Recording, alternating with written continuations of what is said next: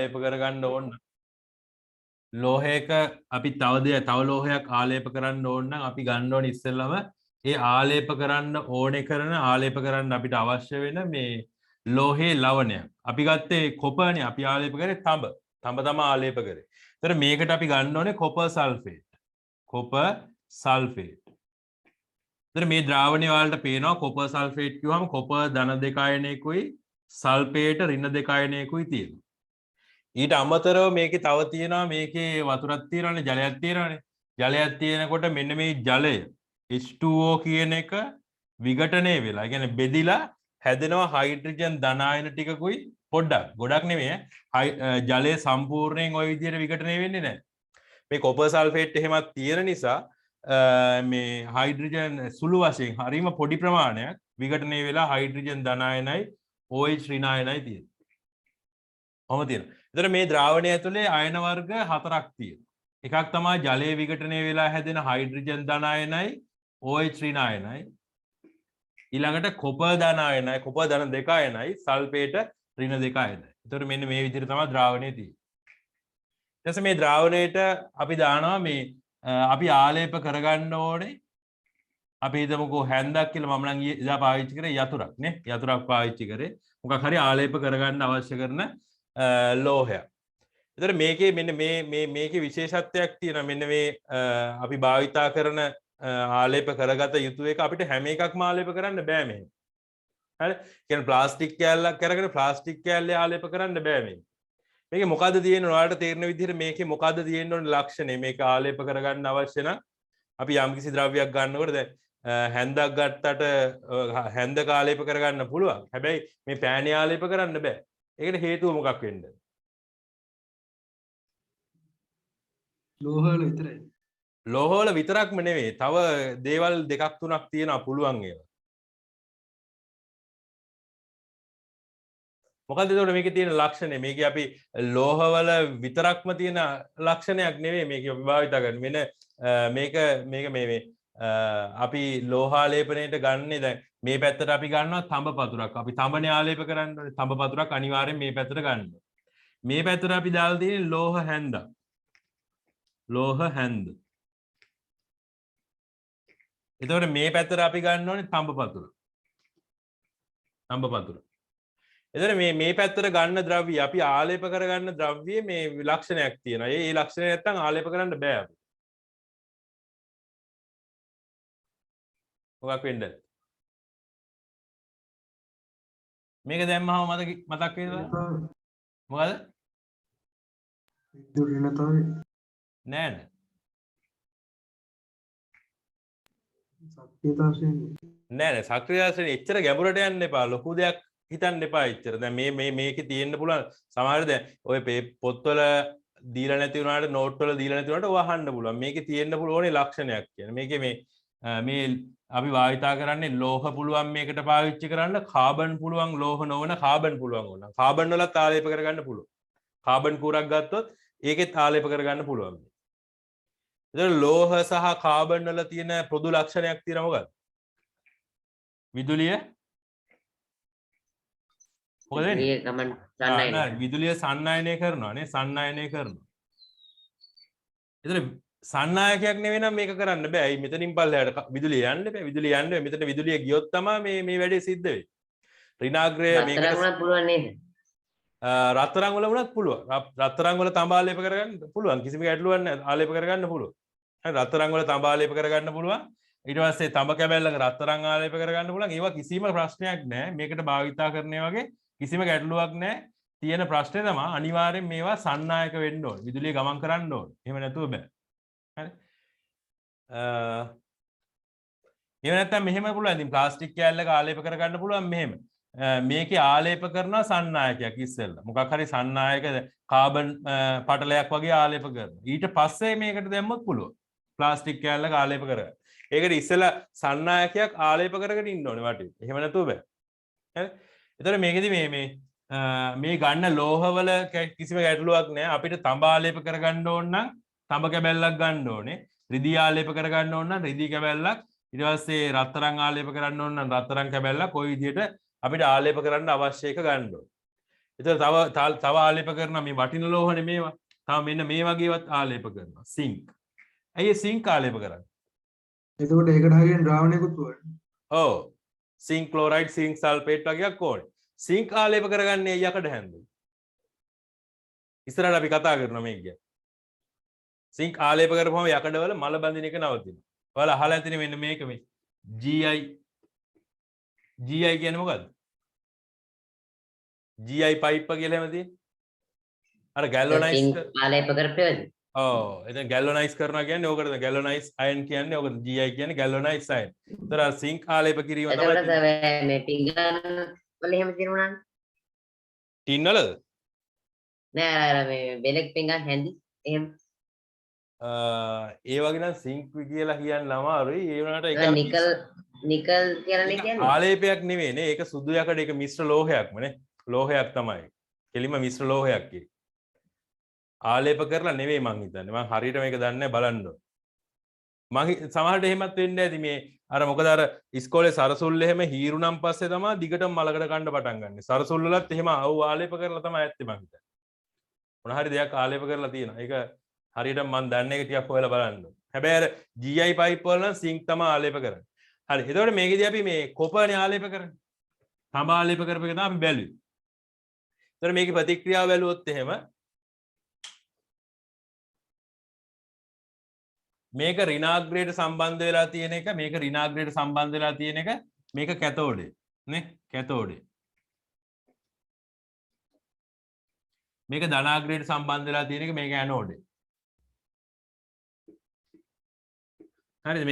එතකොට මම කිව්වා එදාම මේ වෙලාවෙම කිව්වා මේ කොපර් කැතෝඩේ කියලා අර කලින් අර විද්‍යුත් රසායනික කෝෂවලදී අපි කිව්වා කොපර් කැතෝඩේ කියලා මතක තියාගන්න කියලා. ඒකට ඒක මේකට අදාළ නැහැ කියලා කිව්වා. එතකොට මේකේ මේ විද්‍යුත් ලෝහාලේපනයේදී විද්‍යුත් විච්ඡේදන ඕනම එකක්. අපි අල්ප ආම්ලිත ජලයේ විද්‍යුත් විච්ඡේදනය ඊට පස්සේ සෝඩියම් ක්ලෝරයිඩ් විද්‍යුත් විච්ඡේදනය ඊට පස්සේ ජලීය සෝඩියම් ක්ලෝරයිඩ් විද්‍යුත් විච්ඡේදනය ඊට පස්සේ මේ මෙතෙන්ට ආවන් පස්සේ මෙන්න මේක මේ විද්‍යුත් ලෝහාලේපන ඔය ඔක්කොගෙදිම ඇනෝඩේ වෙන්නේ ධනාග්‍රයට සම්බන්ධ කරපු එක කැතෝඩේ වෙන්නේ ඍණාග්‍රයට සම්බන්ධ කරපු එක. හරි. එතකොට මේ ඍණාග්‍රයට සම්බන්ධ කරපු මෙන්න මේක දිහාවට ධන ආරෝපිතේ වැදිලා යනවා. හයිඩ්‍රජන් ධන අයනයි කොපර් ධන දෙකයි. එතකොට මේකේ ඇවිල්ලා දැන් මෙහෙම දේවල් දෙකක් වෙන්න පුළුවන්. හයිඩ්‍රජන් ධන අයන ඇවිල්ලා H2 වෙලා පිට වෙලා යන්න පුළුවන්. H2 වෙලා හයිඩ්‍රජන් වායුව වෙලා පිට වෙලා යන්න පුළුවන්. ඊට පස්සේ කොපර් ධන දෙක මෙතෙන්ට ඇවිල්ලා කොපර් වෙලා තැම්පත් වෙන්න පුළුවන්. තඹ වෙලා තැම්පත් වෙන්න පුළුවන්. තඹ බවටපත් වෙලා තැම්පත් වෙන්න පුළුවන්. එතකොට මේ දෙක කවුද වෙන්නේ? දැන් හයිඩ්‍රජන් එනවද කොපර් එනවද කියලා තෝරගන්නේ කොහොමද? මොකක්ද ඒ ගන්න මේ මූලධර්මය? අපි දන්නවා හොඳටම කොපර් තමයි ඇවිල්ලා තැම්පත් වෙන්නේ කියලා. අපි නිරීක්ෂණය කරානේ ඔක බැලුවානේ කොපර් තමයි තැම්පත් වෙන්නේ. එතකොට කොහොමද ඒක තීරණය කරන්නේ? අපිට මේක පරීක්ෂණයක් කරන්න නැතුව කියන්න පුළුවන් කොපර් තමයි තැම්පත් වෙන්නේ. ඒකට අර කලින් කියපු එක පාවිච්චි කරන්න පුළුවන්. මොකද්ද? සක්‍රියතා ශ්‍රේණිය. ඔව් සක්‍රියතා ශ්‍රේණිය යටින් ඉන්න එක්කෙනා තමයි මෙතන තැම්පත් වෙන්නේ නේ. යටින් ඉන්න එක්කෙනා තමයි තැම්පත් වෙන්නේ. එතකොට කොපර් තමයි සක්‍රියතා ශ්‍රේණිය හයිඩ්‍රජන් වලට යටින් ඉන්නේ. එයා තමයි ඇවිල්ලා තැම්පත් වෙන්නේ. එතකොට මෙයා එන්නේ නැහැ. හයිඩ්‍රජන් එන්නේ නැහැ. කොපර් තමයි ඇවිල්ලා තැම්පත් වෙන්නේ. එතකොට කොපර් තැම්පත් වෙනකොට මෙන්න මේ වගේ ප්‍රතික්‍රියාවක් සිද්ධ වෙනවා.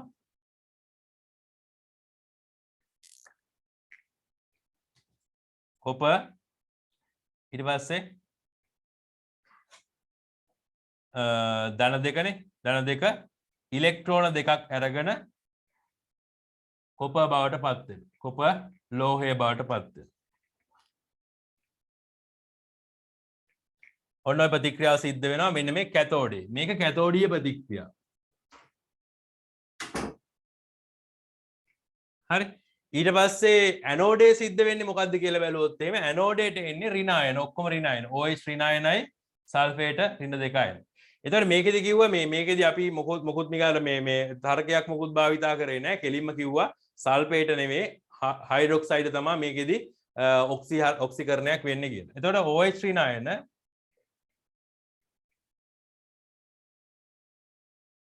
මොනවා බවටපත් වෙන්නේ? ඔක්සිජනුයි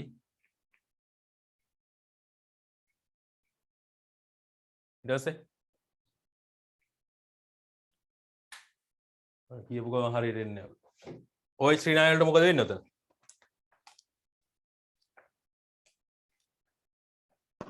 ජලය හැදෙනවා. ඔය ජලය හැදෙනවානේ. ජලය හැදෙනවා තව ඔක්සිජනුත් හැදෙනවානේ. ජලය සහ ඔක්සිජන් තමයි හැදෙන්නේ. බලමු හරියට. ඔය ශ්‍රීනායන වලට එන්නේ ජලය සහ ඔක්සිජන්. ඔව් ජලය සහ ඔක්සිජන්. ඔක්සිජන් වායුව විදිහට පිට වෙලා යනවා. ඔය ශ්‍රීනායන ඊට පස්සේ මෙතනින් ඉලෙක්ට්‍රෝන දෙකක් අයින් කරලා ඉලෙක්ට්‍රෝන අයින් කරලා ඔක්සිජන් සහ ජලය බවට පත් වෙනවා. ඊට පස්සේ මේ වගේ අර පරමාණු තුලිත කරන් පස්සේ අපිට මෙතෙන්ට හතරක් දාන්න වෙනවා. මොකද මෙතන ඔක්සිජන් හතරක් තියෙනවානේ. ඔක්සිජන් මෙතන දෙකයි. මෙතෙන්ට දෙක දාපුවාම මෙතන ඔක්සිජන් දෙකයි. ඒ කියන්නේ මෙතෙන්ට හතරක් දාන්න වෙනවා. ඊට පස්සේ මෙතෙන්ටත් ඉලෙක්ට්‍රෝන හතරක් දාන්න වෙනවා. දාපුවාම මෙතනයි දැන් වෙනස් ටිකක්. ඔය ඉලෙක්ට්‍රෝන හතරයි මේක මේ අර සුළු වෙන්නේ නැති සමීකරණයක්. ඒ වුණාට මෙතනින් එහාට අපි මේක බලන්නේ නැහැ. මෙතනින් එහාට මේක ගැන හිතන්නේ නැහැ. ඒතර මෙන්න මේක තමයි සිද්ධ වෙන්නේ. සිද්ධ වෙන්න ඕනේ මේක. ඒ වුණාට මේක නෙමෙයි සිද්ධ වෙන්නේ. සිද්ධ වෙන්නේ ඕක නෙවෙයි. ඕක නෙමෙයි සිද්ධ වෙන්නේ.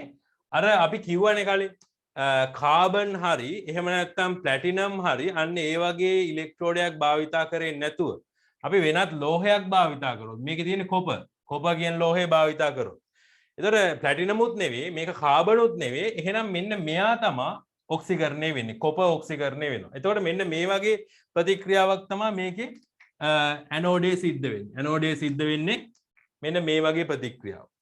කොපර් ලෝහය හයිඩ්‍රොක්සයිඩ් අයන මෙන්න මේවට තමයි වැඩේ වෙන්න ගියේ. මේවටයි මේ හයිඩ්‍රොක්සයිඩ් අයනට තමයි වැඩේ සිද්ධ වෙන්න ගියේ. ඒවට මෙතන තියෙන්නේ කාබන්වත් ප්ලැටිනම්වත් නෙවෙයිනේ. ඒක නිසා අනේ කොපර් කියන ලෝහය ඉලෙක්ට්‍රෝන පිට කරමින් කොපර් ධන දෙක අයනයේ බවට පත් වෙනවා. ඔන්නක තමයි කැතෝඩයේ ඇනෝඩයේ සිද්ධ වෙන ප්‍රතික්‍රියාව. ඇනෝඩයේ සිද්ධ වෙන ප්‍රතික්‍රියාව. ඒතර ඔයාලට මේකේ සමානකමක් පේනවනේ මේ කොපර් ධන දෙක අයනය මෙතනින් කොපර් ලෝහය බවට පත් වෙනවා. මෙතෙන්දි කොපර් ලෝහය කොපර් ධන දෙක අයනය බවට පත් වෙනවා. ඒ කියන්නේ ද්‍රාවණයේ කොපර් ධන දෙක අයනය අයින් වෙන්න මෙන්න මේ තඹ කැබැල්ලෙන් කොපර් අයන ද්‍රාවණයට සපයනවා. ද්‍රාවණයට ලබා දෙනවා. ඒතකොට ද්‍රාවණයේ කවදාවත් කොපර් අඩු වෙන්නේ නැහැ. අඩුවක් වෙන්නේ නැහැ. මොකද හැම වෙලාවෙම කොපර් මේ ද්‍රාවණයට සපයනවා. ද්‍රාවණයට එන්න සපයනවා. ඒතර සපයනකොට මේක කොපර් මෙන්න මේ කොපර් ලෝහ කැබැල්ල මේක එන්න ෂේ වෙලා යනවා. එන්න ෂේ වෙලා යනවා. ඒ ෂේ වෙලා යන ඒවා ඇවිල්ලා මෙන්න මේකේ තැම්පත් වෙනවා. ඒතර ඕක තමයි මේ විද්‍යුත් ලෝහාලේපනය කියලා කියන්නේ. ඒතර මේක ඇනෝඩේ ප්‍රතික්‍රියාව. ඇනෝඩීය ප්‍රතික්‍රියාව. ඇනෝඩීය ප්‍රතික්‍රියාව. ඒතර ওই ප්‍රතික්‍රියා දෙක සිද්ධ වෙනවා. එතකොට මෙතනින් කොපර් ධන දෙක අයන හැන්දේ තැම්පත් වෙනවා ඇවිල්ලා ඊට පස්සේ මෙතනින් කොපර් ලෝහය කියන්නේ මෙන්න මෙතනින් කොපර් ලෝහය ද්‍රාවණයට සපයනවා. කොපර් ධන දෙක අයන ද්‍රාවණයට සපයනවා. ඒතර අරක කැතෝඩය මේක ඇනෝඩයේ ප්‍රතික්‍රියාව. ඒතර ওই දෙක අපි ওই ටික අපි ලියා ගමු. ලියලා ඉතුරුවට යමු. ඊළඟට අපිට තියෙන්නේ මල බැඳීම නේ. ලෝහ විකාදනය. අපි මේ ටික ලියාගෙන ලෝහ විකාදනයට යමු. ඒකත් හොඳ කොටසක්.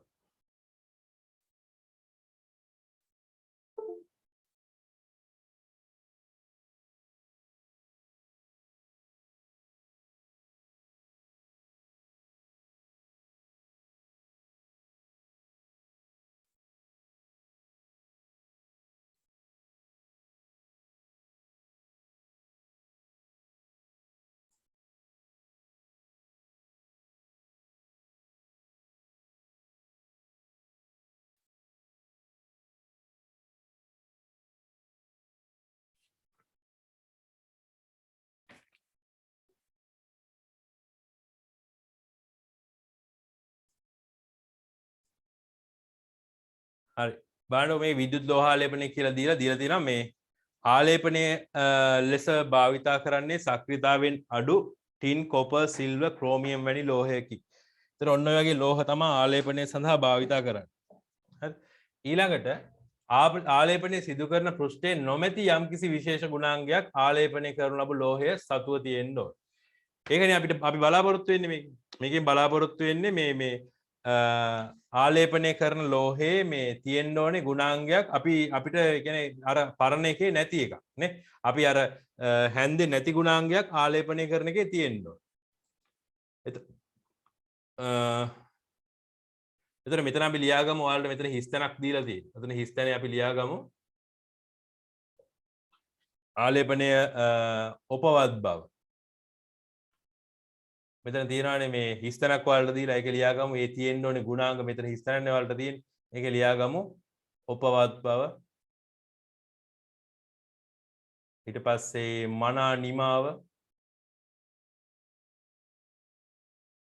මනා නිමාව.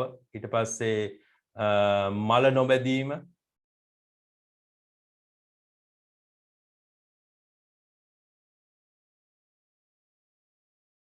මල නොබැදීම. ඔන්න ඔය ගුණාංග තමයි බලාපොරොත්තු වෙන්නේ.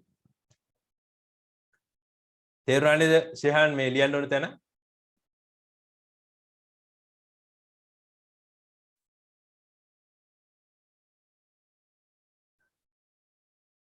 සර විද්‍යුත් මේ ලෝපලේපනය ගැන තියෙන එකේ අර හිතන්නේ නේද?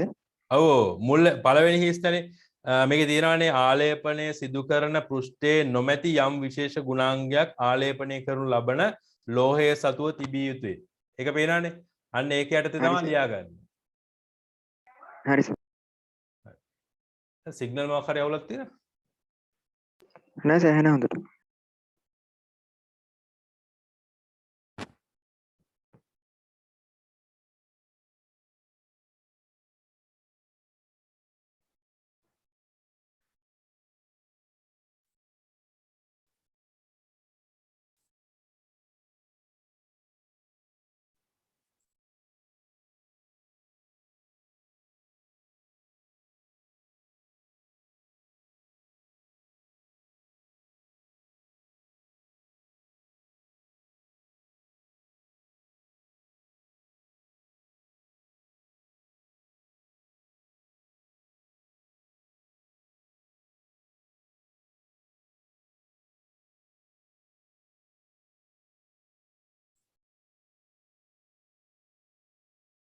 ඊට පස්සේ මේක මෙච්චර ලියන්න තියෙන්නේ.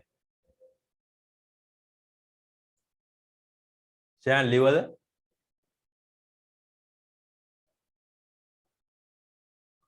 සිග්නල් අවුලක් තියෙනවා මං හිතන්නේ. ඔව් සර්. හරි.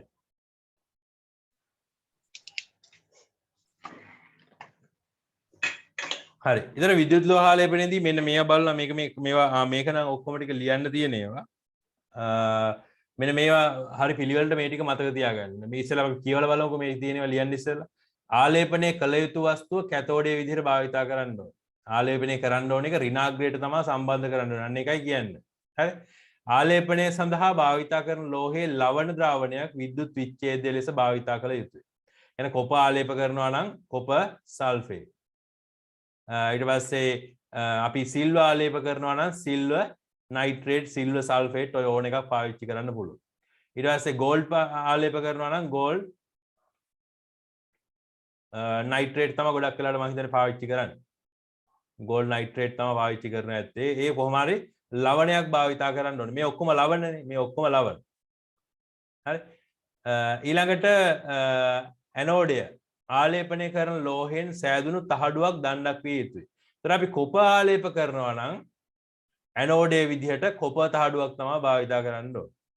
ඊට පස්සේ ගුණාත්මක බවින් ඉහළ ආලේපනයක් ඇති කිරීම සඳහා විද්‍යුත් විච්ඡේදයේ සාන්ද්‍රණය අඩු විය යුතුයි. මම ඔයාලට එදා කිව්වා. ඇයි මේකේ නිකන් අර කුට්ටි වගේ තැම්පත් වෙලා තියෙන්නේ කොප. තඹ තැම්පත් වුණා එහෙමනේ. අපි ආලේප කරපුවේ තඹ නිකන් කුට්ටි වගේ තැම්පත් වුණා. මම කිව්වා ඒකට ඒ වෙලාවේ මෙන්න මේක තමයි අඩු කරන්න ඕනේ. ප්‍රතික්‍රියාවේ ශීඝ්‍රතාවය. වේගය අඩු කරන්න. වේගය අඩු කරන්න අපිට ක්‍රම කීපයක් තියෙනවා. මෙන්න මේක එකක්. සාන්ද්‍රණය අඩු කරන්න පුළුවන්. හරි. ඊළඟට අපිට සාන්ද්‍රණය අර කොපර් සල්ෆේට් ද්‍රාවණය නිල් පැහැ අඩු විදිහට අපිට පාවිච්චි කරන්න පුළුවන්. ඊළඟට අපිට පුළුවන් තව විභවාන්තරය අඩු කරන්න, ධාරාව අඩු කරන්න. ඒ කියන්නේ අපි පාවිච්චි කරේ වොට් 9 බැටරියක්. මේකට සාමාන්‍යයෙන් වොට් 1ක විතර විභවාන්තරයක් තිබුණාම ඇති. අන්න ඒ වගේ විභවාන්තරයක් භාවිතා කරපුවම ඇති. ඒතර ඒ වගේ මේ කොහොම හරි වැඩේ හිමීට සිද්ධ වෙන තරමට තමයි වැඩේ හොඳට වෙන්නේ. හැම වැඩක් මෙහෙම නේද? හිමීට වෙන තරමට තමයි හොඳ. වේගෙන් කරන්න ගියොත් හරියන්නේ නැහැ. මේකත් එහෙම තමයි. හරි.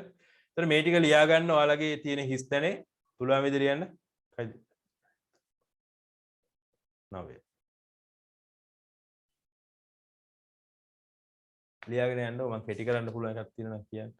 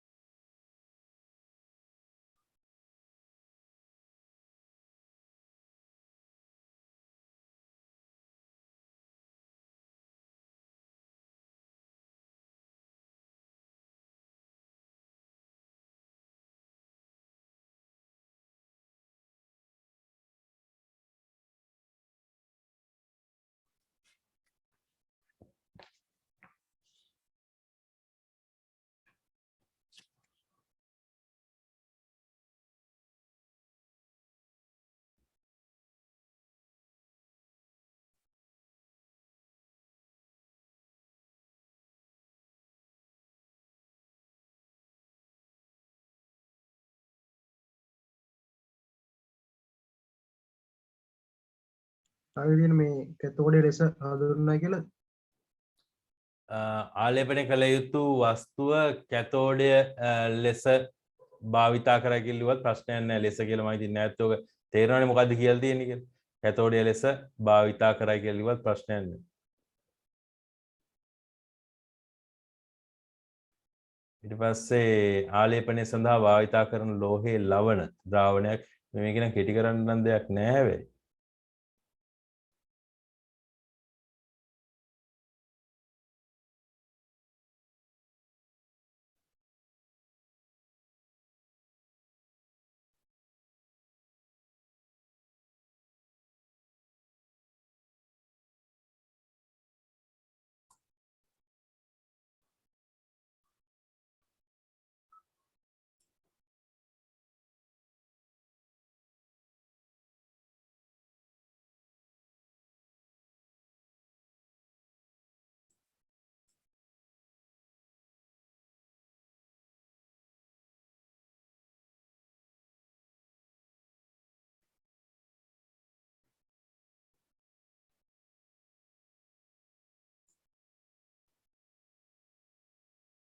ප්‍රවාස මොකෝ පරක්කෝ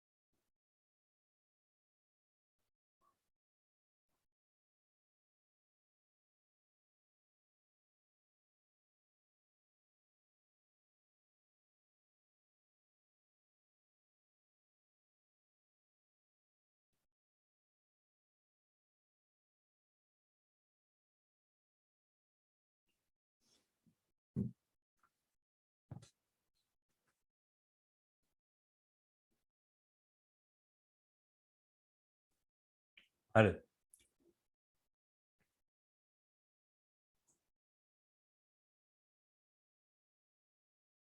ප්‍රභාස් අපි මේ විද්‍යුත් ලෝහාලේපනේ ඉන්නේ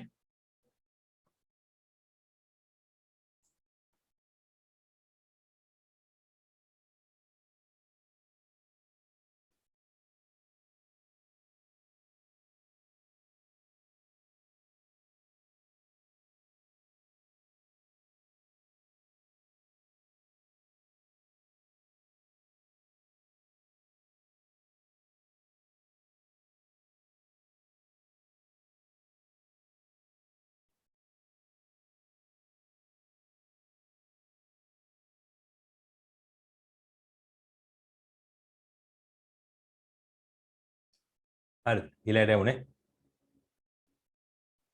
ඊට පස්සේ බලන්න ඩිලිවර් නැත්තම් කියන්න එතකොට මේකෙදි මේ බලන්න මේ අපි සම්බන්ධ කරන විදිහ මේක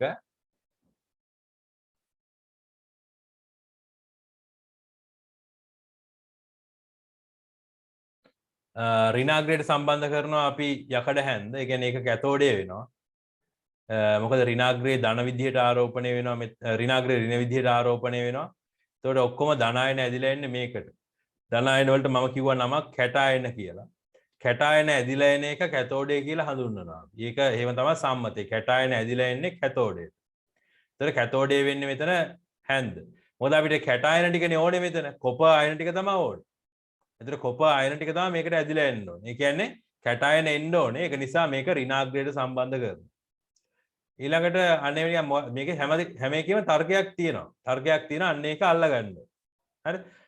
ධන අයන ඇදිලා එන්න ඕනේ මේ අනිවාර්යෙන් මේ හැන්දේ තඹ ආලේප වෙන්න. මොකද කොපර් කියන්නේ ධන අයන්නේ. එහෙනම් ඒක ඍණාග්‍රයට සම්බන්ධ වෙන්න. එතකොට මේ කැතෝඩේ වෙන්නේ හැන්ද. ඊළඟට තඹ තහඩුව ඇනෝඩේ වෙනවා. ඒ විදිහට සම්බන්ධ කරන්න ඕනේ. ඊට පස්සේ මෙතන ඇනෝඩ ප්‍රතික්‍රියාව ධන ඉලෙක්ට්‍රෝඩේ අසල ප්‍රතික්‍රියාව මෙන්න මෙහෙම සිද්ධ වෙනවා. මේකේ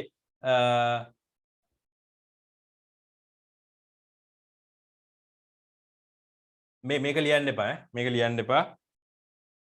මේක නෙමෙයි ලියන්න තියෙන්නේ. ඒක හරිද? මම වලට අද පටන් ගද්දිම කිව්වනේ මේක තමයි විස්තර කරේ මුලින්ම. මෙතන දැන් ඇනෝඩේ ප්‍රතික්‍රියාව ගත්තාම ධන ඉලෙක්ට්‍රෝඩය අසල සිද්ධ වෙන ප්‍රතික්‍රියාව ගත්තාම එතෙන්ට ඇදිලා යනවා ඍණ ආරෝපිත ඒ කියන්නේ අයන දෙකම සල්ෆේට් අයනයයි හයිඩ්‍රොක්සයිඩ් අයනයයි. එතන මේකෙන් වැඩි නැඹුරුතාවයක් තියෙන්නේ මෙන්න මේ OH අයන ඔක්සිහරණය වෙන්න ඔක්සිකරණය වෙන්න. OH අයන ඔක්සිකරණය වෙන්න තමයි වැඩි නැඹුරුතාවයක් තියෙන්නේ. හරි. ඒ වුණාට OH අයන ඔක්සිහරණය වෙන්න වැඩි නැඹුරුතාවයක් තිබුණාට ඔක්සිකරණය වෙන්න වැඩි නැඹුරුතාවයක් තිබුණාට ඒක එහෙම සිද්ධ වෙන්නේ නැහැ. ඇයි ඒක සිද්ධ වෙන්නේ නැත්තේ?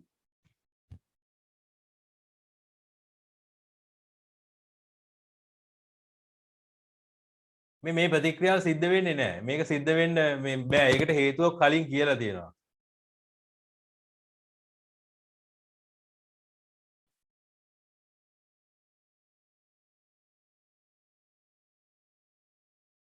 මතක් කරගන්න.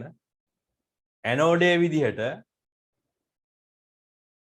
ඇනෝඩේ ලෙස අපි ප්ලැටිනම් හෝ කාබන් හැර වෙනත් ලෝහයක් ගත්තොත් අපි මෙතෙන්ට අරන් තියෙන්නේ කොපර් තඹ තහඩුවක් තමයි අරන් තියෙන්නේ. ඒ කියන්නේ ප්ලැටිනමුත් නෙවෙයි කාබනුත් නෙවෙයි.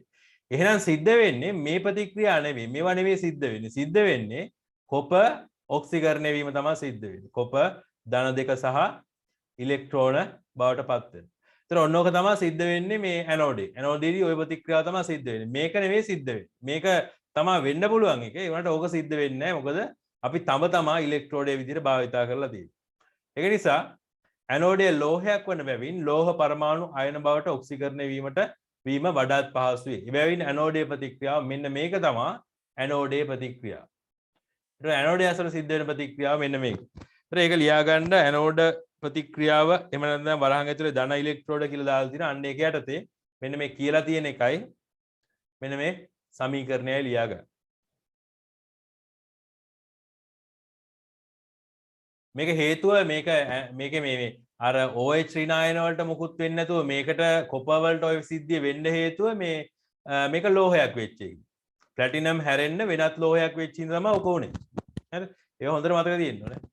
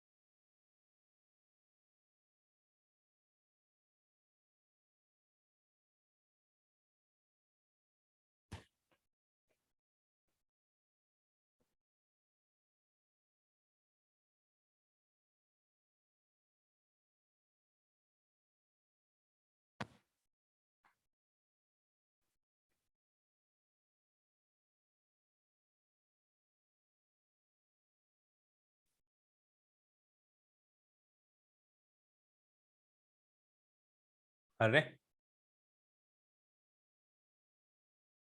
ඊට පස්සේ කැතෝඩ ප්‍රතික්‍රියාව මේකට චුට්ටක් අර යටත් ඉඩ තියෙනවනේ ඒක නිසා මම චුට්ටක් බය නැතුව දැම්මේ මේක මේ ද්‍රාවණය තුළ කොපුව ධන දෙක ආයන සහ ජලයේ විඝටනයෙන් ලැබුණ H ධන ආයන ස්වල්පයක්ද අඩංගු වේ.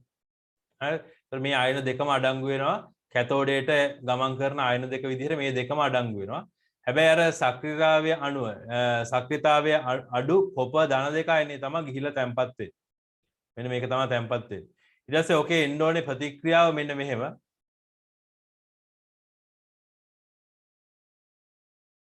මෙන්න මේක තමයි එන්න ඕනේ ප්‍රතික්‍රියාව.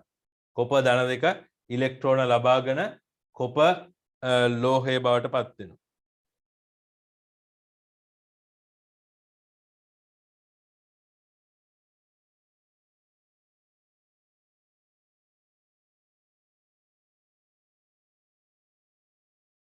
ඔක ලියා ගන්න කැතෝඩ ප්‍රතික්‍රියාව කියන එක යටතේ.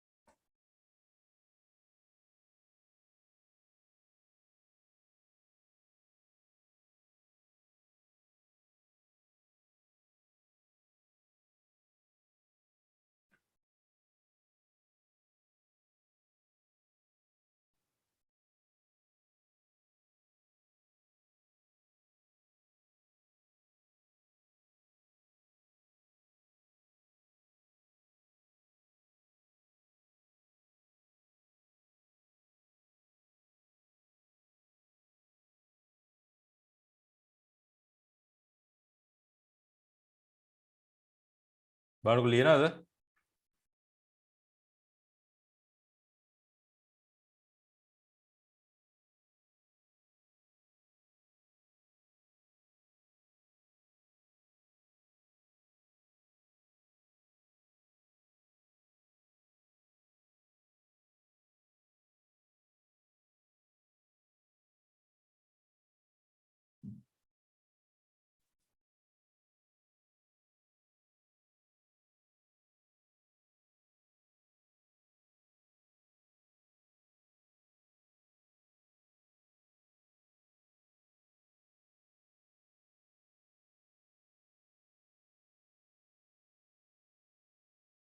හරිනේ. ඊළඟට යමුනේ. එතකොට අපිට දැන් මේකේ තියෙන ඊළඟට තියෙන්නේ අපිට මේ යකඩ මල බැඳීම කියන එක. යකඩ මල බැඳීම එහෙම නැත්නම් ලෝහ විකාදන. ලෝහ විකාදනය කියන. ඊට පස්සේ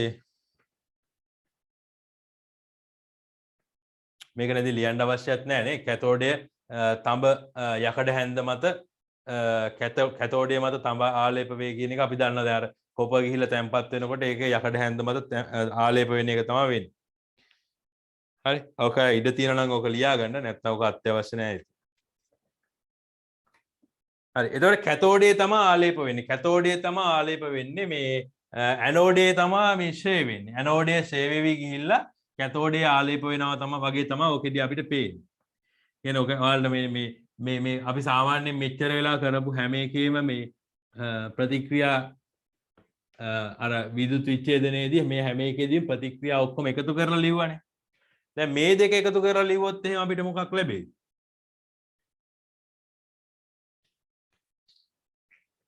මේ දෙක එකතු කරලා ලිව්වොත් එහෙම මේ දෙක එකතු කරලා ලිව්වොත් එහෙම මෙන්න මෙහෙම එකක් තමයි අපිට හම්බෙන්නේ. බලන්නකො.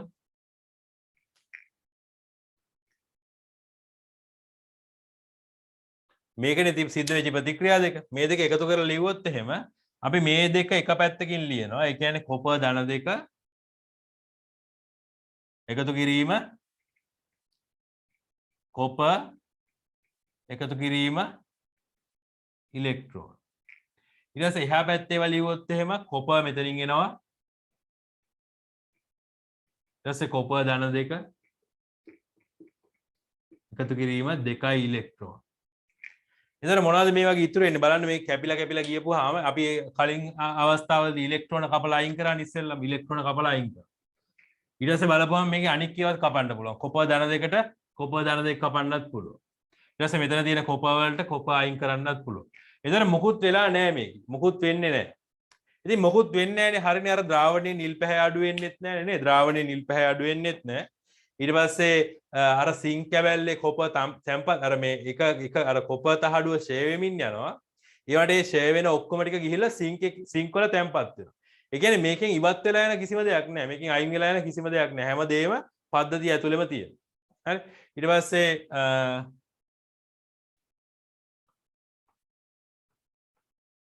මම නිකන් ප්‍රශ්නයක් අහන්න. මේක මේ මෙහෙම කරොත් මොකද වෙන්නේ කියලා කියන්න ඕන.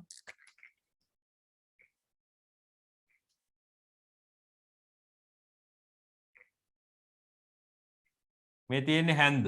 හරි හැන්ද නෙවෙයි අපි ගමුකෝ මේ යකඩ කූරක්. යකඩ කූරක් ගමුකෝ මේකට. මේ තියෙන යකඩ කූර. හරි.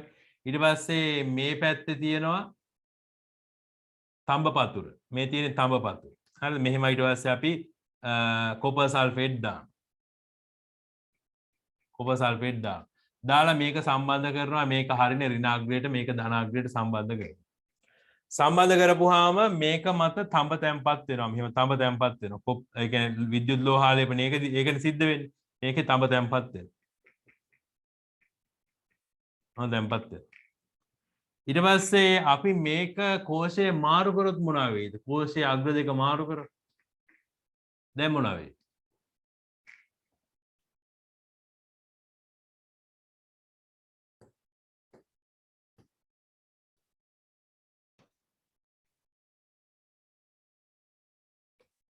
මේ තම තැම්පත් වෙලා තියෙන මෙතන.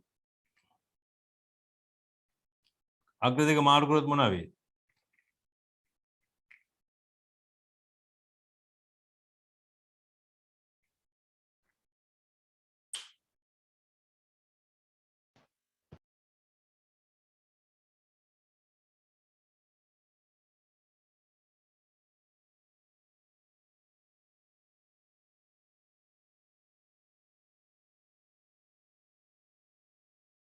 නදීප මල්ලිෂ මොනවා වෙයිද අග්‍ර දෙක මාරු කරොත්? කලින් උනේ මේකේ තිබිච්ච කොපර් ගැලවිලා ගිහිල්ලා කොපර් ධන දෙක අයනේ බවටපත් වුණා. ඊට පස්සේ මෙතන මේ කොපර් ධන දෙක අයනේ ලෝහයක් වෙලා තැම්පත් වුණා. දැන් මේකේ අග්‍ර දෙක මාරු කරා කියන්නේ ඕකෙම අනිත් පැත්ත තමයි සිද්ධ වෙන්නේ. ඒ කියන්නේ මෙතන තියෙන කොපර් ගැලවිලා ගිහිල්ලා මෙතන තැම්පත් වෙනවා. හරි ඊළඟ අපි යමු මේ ඊළඟ කොටසට මේ ලෝහ විකාදනය.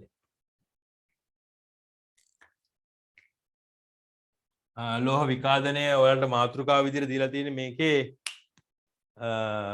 ලෝහ විකාදනය තමයි මාතෘකාවනේ. ලෝහ විකාදනය මොකද්ද? මල බැඳීම මොකද්ද කියන එක තමයි ඉස්සෙල්ලම කියලා තියෙන්නේ. එතකොට ලෝහ විකාදනය කියන්නේ මොකද්ද? ලෝහ මල බැඳීම කියන්නේ මොකද්ද? ලෝහ විකාදනය. දැන් ලෝහ විකාදනය කියලා කියන්නේ මේ අර මෙහෙම හිතන්නකෝ දැන් අපි ලෝහයක් අපි අර 8 වසරේදී ඉගෙන ගන්නවා ලෝහ මලින වෙනවා කියන්නේ. මලින වෙනවා කියන්නේ මොකද්ද කියන්නේ? දැන් ලෝහයක සාමාන්‍යයෙන් අපි වායු ගෝලයට නිරාවරණය කරලා ටික කාලයක් තිබුණාම ලෝහයක් ඒ ලෝහයේ පෘෂ්ඨය මත මේ නිකන් අර පෘෂ්ඨය අඳුරු වීමක් සිද්ධ වෙනවා. නිකන් අර වලාකුළක් බැඳිලා වගේ අඳුරු වෙලා යනවා. නේ? ඒතර අන්නේ ඒකට අපි කියනවා ලෝහයක් මලින වෙනවා කියලා. මලින වෙනවා. මලින වීම. ඊට පස්සේ මලින වෙනවා කියන එක මේ හැම ලෝහයකටම පොදු දෙයක්. ඕනෑම ලෝහයක් ඒ කියන්නේ අර සක්‍රියතා ශ්‍රේණියේ ගොඩාක් පහලින් ඉන්න ওই රත්තරන් වගේ කට්ටියට උන් නැති වුණාට අනික් හැම ලෝහයකටම වගේ මලින වීම කියන එක සිද්ධ වෙනවා. ලෝහයේ මතු පිට නිකන් අර වර්ණයේ වෙනස් වෙච්ච දෙයක් තැම්පත් වෙනවා. අර තඹ ලෝහයේමත් මේ කොළ පාට ද්‍රව්‍යයක් තැම්පත් වෙනවා. කොළ පාට තැම්පත් වෙනවා. ඒකට අපි මලින වීම කියලා කියනවා. ඊට පස්සේ මලින වීමෙන් පස්සේ ඊළඟට සිද්ධ වෙන දේ තමයි මේ ලෝහයේ මේ මලින වෙච්ච කොටස අයින් වෙලා යනවා. අයින් වෙලා ගියන් පස්සේ අපි කියනවා ඒක ලෝහ විකාදනය කියලා. එතකොට අර නිකන් මේ විකාදනය කියන නමෙන් තේරෙනවනේ විකාදනය කියලා කියන්නේ අයින් වෙලා යනවා කියලා. විකාදනය අර පාංශු කාදනය වගේ තමයි. එතකොට මේ ලෝහ විකාදනය කියලා කියන්නේ මලින වුණාන් පස්සේ ඒ අර ලෝහ පෘෂ්ඨය ගැලවිලා ෂේ විලා යනවා. අයින් වෙලා යනවා. හරි ලෝහ විකාදනය කියන්නේ එතකොට ඒක. ඊට පස්සේ මේ මෙන්න මේ ක්‍රියාවලියට යකඩවලදී අපි විශේෂ නමක් දානවා මේකට. ඒක තමයි මලකඩ කියලා කියන්නේ. මලකඩ. අපි මලකඩ කනවා කියලා කියන්නේ. මලකඩ කනවා කියලා කියන්නේ. එතකොට යකඩ වලට විශේෂ නමක් කියනවා මලකඩ කියලා. එතකොට සාමාන්‍යයෙන් අපි විද්‍යාවේදී ඕකේද මේ කියන්නේ මෙන්න මෙහෙම මල බැඳීම කියලා. මල බැඳීම. එතකොට මේක යකඩ වලට විතරයි. හරිද? යකඩ වලට විතරයි මල බැඳීම සිද්ධ වෙන්නේ. අපි ඒක නිකන් විශේෂ නමක් විතරයි. යකඩ වලට භාවිතා කරන නමක් මේක මල බැඳීම. හැබැයි ඒක අර ලෝහ මලින වීමම තමයි එතනක් තියෙන්නේ. හරිද? එතකොට පොදුවේ ලෝහවල ඔක්කොටම මලින වීම කියලා කියනවා ලෝහ විකාදනය කියලා කියනවා. ඒ වුණාට යකඩ වලට විශේෂයෙන් මලකඩ එහෙම නැත්නම් මල බැඳීම කියලා කියනවා. අපි ඒක ලියාගමු. මොකද මේ අර බෑග්ග්‍රවුන්ඩ් දාන්න නැත්නම් ඔයාලට මේ සිග්නල් ප්‍රශ්නයක් තියෙනවා වගේ හිතෙච්ච ඉඳ එහෙම බලන්නකො මේකේ ලෝහ විකාදනය කියන එක යටතේ ලියා ගන්න එහෙම වාතයට නිරාවරණය වී තිබියදී ලෝහ විවිධ විපර්යාස වලට ලක්වීම ලෝහ විකාදනය ලෙස හැඳින්වේ. එතකොට අර ලෝහයක් සාමාන්‍යයෙන් වාතයට නිරාවරණය වෙලා තිබුණොත් එහෙම ඒකේ වර්ණය වෙනස් වෙනවා. පෘෂ්ඨය වෙනස් වෙනවා. අන්න ඒකට අපි කියනවා ලෝහ විකාදනය කියලා.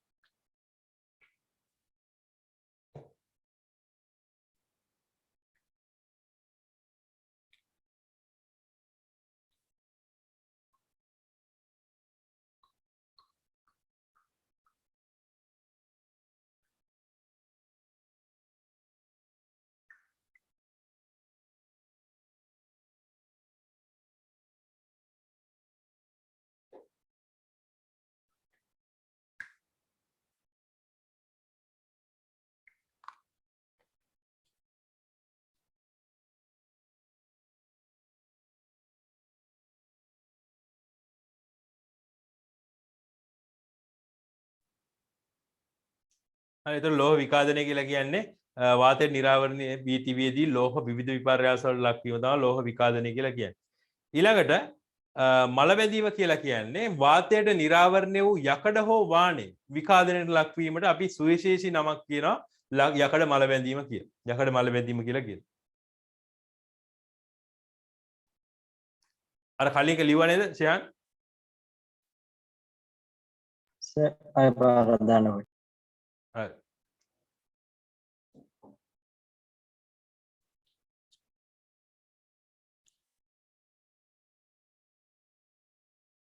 මේ එන්නේ නැති ළමයි දිගටම එන්නේ නැද්ද දන්නේ නැහැ මට අර හෙට දැන් ටියුට් ගහන්න ඕනේ ඒක මේ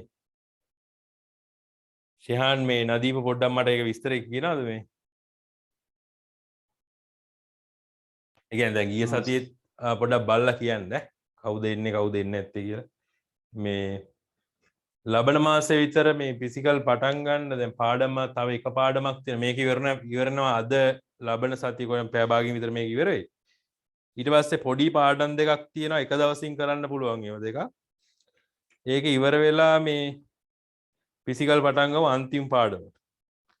දැන් මේක මෙච්චර වේගෙන් ගියේ මේ පාඩම මාසයක් විතර අදින එක මාස භාගයෙන් විතර මේක ඇද ගන්න පුළුවන් උනේ මේ ඔන්ලයින් කරපු හින්දා තමයි. එතකොට අපිට ජනවාරි විතර වෙද්දී මේ පාඩමත් ඉවර කරගන්න පුළුවන් වෙයි.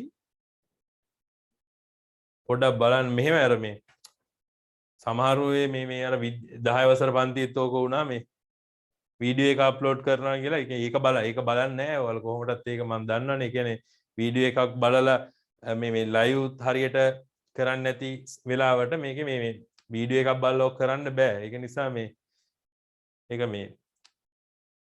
එන්නේ නැත්තම් ඒක ගැටලුවක් එන්නේ නැති එක ගැටලුවක් නෙවෙයි මට ඒක ඒක ළමයි මගේ පන්තියේ විතරක් ගිහිල්ලා ඕක ඊට පස්සේ විභාගෙට මොන හරි කරගත්තාම ඒක සම්පූර්ණයෙන් මට නෙන්නේ ඒක නිසා මට මේ නදීප ෂෙහාන් පොඩ්ඩක් කියන්න විස්තරේ එන්නේ කවුද එන්නේ නැත්තේ කවුද කියන එක. මේක ලියා ගන්න මල බැඳීම.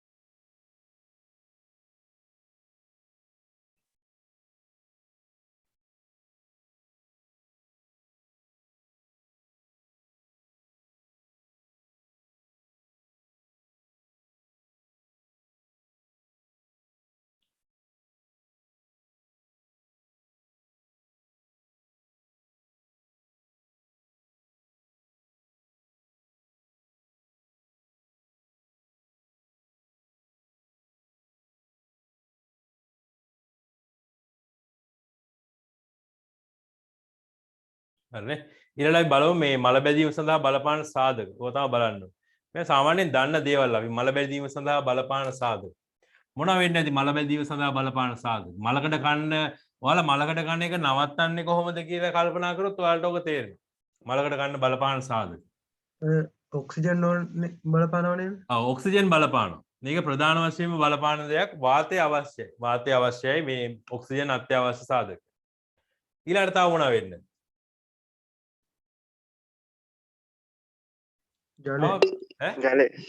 ජලය අත්‍යවශ්‍ය. අනිවාර්යෙන් ජලය තියෙන්න.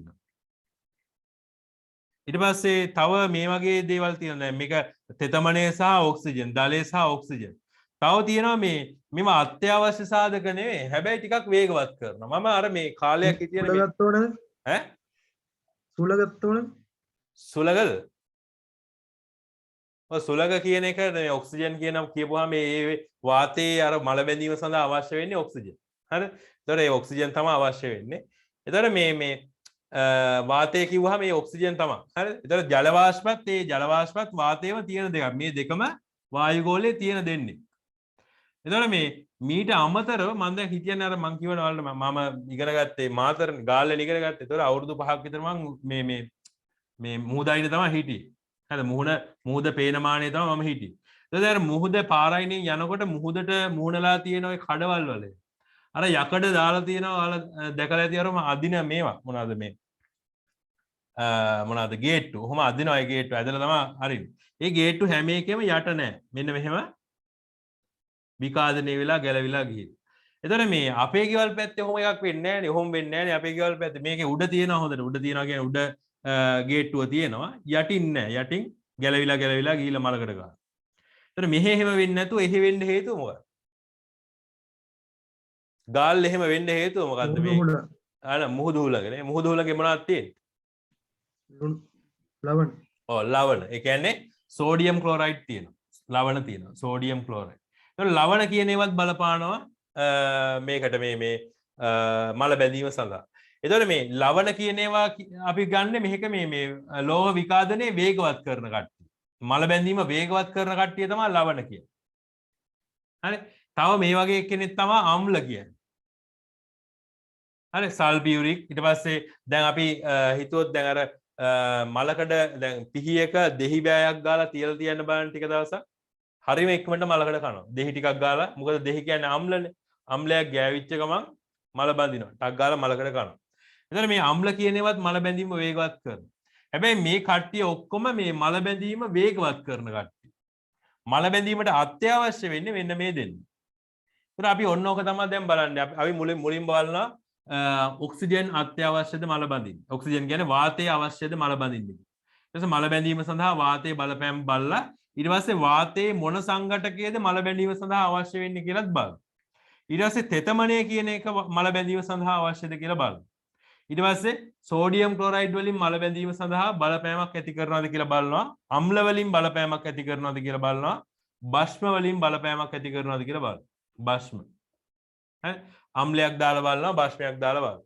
ඒතර ඇත්තට මේ අම්ලයකුයි භස්මයයි කියන සම්පූර්ණ අර විරුද්ධ වචන වගේ නේද? ප්‍රතිවිරුද්ධ දේවල් තමයි කරන්නේ. ඒතර මේ දෙන්න දැන් අම්ලයෙන් මල බැඳීම වේගවත් කරනවා, භස්මයෙන් මල බැඳීම අඩු කරනවා. හිමින් තමයි මල බැඳීම සිද්ධ වෙන්නේ. අපි ඒ ටික බලමු පොඩ්ඩක්. හරි. ඒතර මේක තමයි දැන් කතා කරන්න යන්නේ අපි.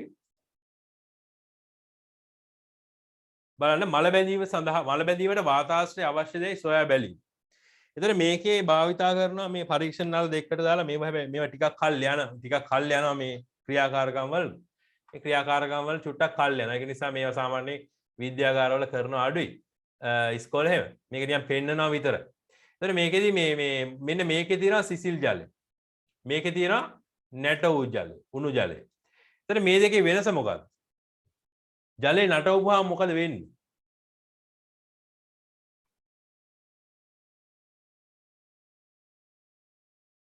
සිසිල් ජලයේ දිය වෙලා තියෙනනේ වායුන් වර්ග. මේකේ දිය වෙලා තියෙනවා වායුන් වර්ග, ඔක්සිජන් දිය වෙලා තියෙනවා, හයිඩ්‍රජන් දිය වෙලා තියෙනවා, කාබන් ඩයොක්සයිඩ් දිය වෙලා තියෙනවා.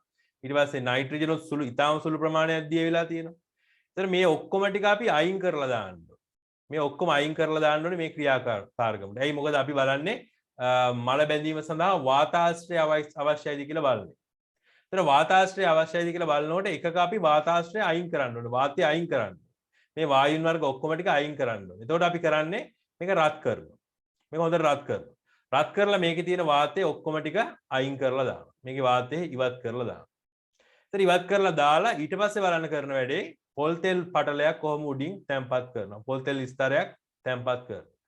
දැන් මේකේ තිබිච්ච වාතයත් ඔක්කොම අපි අයින් කරලා අලුතෙන් වාතය එන්න දෙන්නෙත් නැහැ. පොල් තෙල් පටලයක් උඩින් තැම්පත් කරලා තියෙනවා.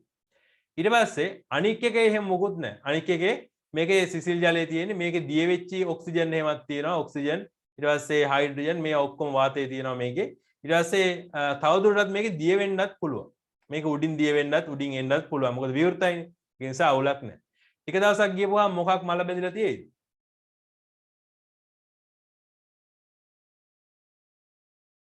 මල බඳින්නේ මොකද්ද මේ දෙකේ? ඒ මල බැඳලා තියෙන්නේ. ඒ මල බැඳලා තියෙන්නේ. මොකද ඒකේ ඕන තරම් වාතාශ්‍රය තියෙනවා. ඒතර මේකෙන් අපිට පැහැදිලි වෙනවා ඒ නලයේ තුල ඇති යකඩ ඇනේ මල බැඳී ඇති බවත් B නලයේ තුල ඇති යකඩ ඇනේ මල බැඳී නොමැති බවත් නිරීක්ෂණය කළ හැකියි. එතන මේ නිරීක්ෂණය අපිට බලා ගන්න පුළුවන්. ඊට පස්සේ අපි ලියමු මෙන්න මෙහෙම. ඉඩ තියෙනවා.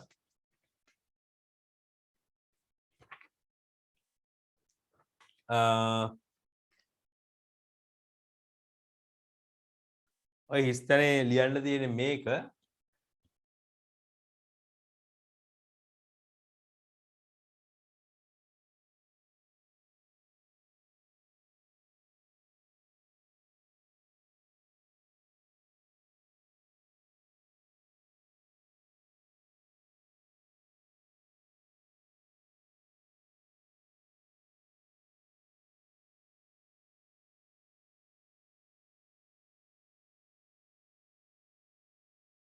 මේකේ මේ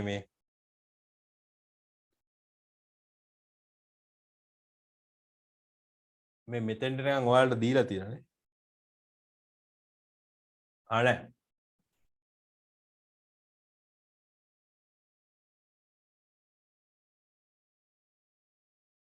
මේ මෙතන ඉඳන් ලියාගත්තාම ඇති මේක. ඉඩ මදි වගේ හිතෙනවා නම් මෙතන ඉඳන් ලියාගන්න. B නලයේ ඇති යකඩ ඇනේට වාතය නොලැබේ. මල බැඳීම සඳහා වාතය අවශ්‍ය බව මේන් තහවුරු වේ. ඒතර මේකේ මල බැඳීමනේ මොකද්ද කියන එක උඩ දාලා තියෙනවානේ. A නලයේ තුල ඇති යකඩ ඇනේ මල බැඳී ඇති බවත් B නලයේ තුල ඇති යකඩ ඇනේ මල බැඳී නොමැති බවත් නිරීක්ෂණය කළ හැකියි. ඒතර මේකේ කියලා තියෙනවා මෙතන මුඩින් කියලා තියෙන එකත් වැදගත් නැත්තේ නෑ වැදගත් ඒක. මේකේ B නලයේ ඇති ජලය රත් කර ඇති බැවින් B නලයේ තියෙන ජලය රත් කරලා තියෙනවා. බැවින් නලය තුල දිය වූ වාතය ඉවත්ව ඇත. එමෙන්ම B නලයේ ඇති පොල් තෙල් ස්තරය හේතු කොටගෙන එහි ඇති ජලය වාතය සමග නොගැටේ. මේ නිසා B නලයේ ඇති යකඩ ඇනේ වාතය නොලැබේ. මල බැඳීම සඳහා වාතය අවශ්‍ය බව මෙයින් තහවුරු වේ. හරි. එතකොට මේක ලියා ගන්න මේ මෙතනින් එහා ලියාගත්තාම ඇති. මොකද අපි උඩින් කියලා තියෙනනේ විස්තරේ. මේක මල බඳිනවා මේක මල බඳින්නේ නැහැ කියලා. ඒ නිසා මේ B නලයේ ඇති යකඩ ඇණයට වාතය නොලැබේ. මල බැඳීම සඳහා වාතය අවශ්‍ය බව මෙයින් තහවුරු වේ කියලා ලියනවා.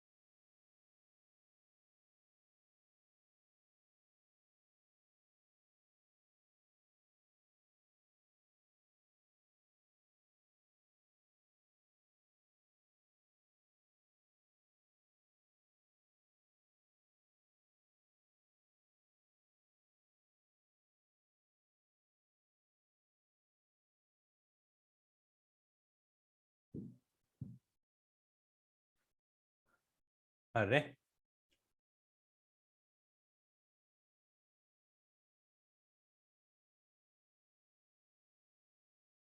නදුන් අපි ඉන්නේ මේ මල බැඳීමට වාතාශ්‍රය අවශ්‍යදයි සොයා බැලීම කියන එක. ඊළඟට දැන් යන්න තියෙන්නේ අපිට මල බැඳීමට අවශ්‍ය වන්නේ වාතය. දැන් මේක අපි මේකෙන් අපිට පේන්නේ මල බැඳීම සඳහා වාතය මොකක් හරි වාතයේ තියෙන කුමක් හෝ සංඝටකයක් අවශ්‍යයි කියන එක විතරයි. මේ පරීක්ෂණයෙන් පේන්නේ. අපි මේකෙදි භාවිතා කරේ මෙන්න මේකනේ. මෙච්චරනේ අපි භාවිතා කරේ. ඒතකොට වාතයේ මොන සංඝටකයේද අවශ්‍ය කියන එක මේකෙන් තේරෙන්නේ නැහැ. ඒකට අපි මෙන්න මේ පරීක්ෂණය කරනවා.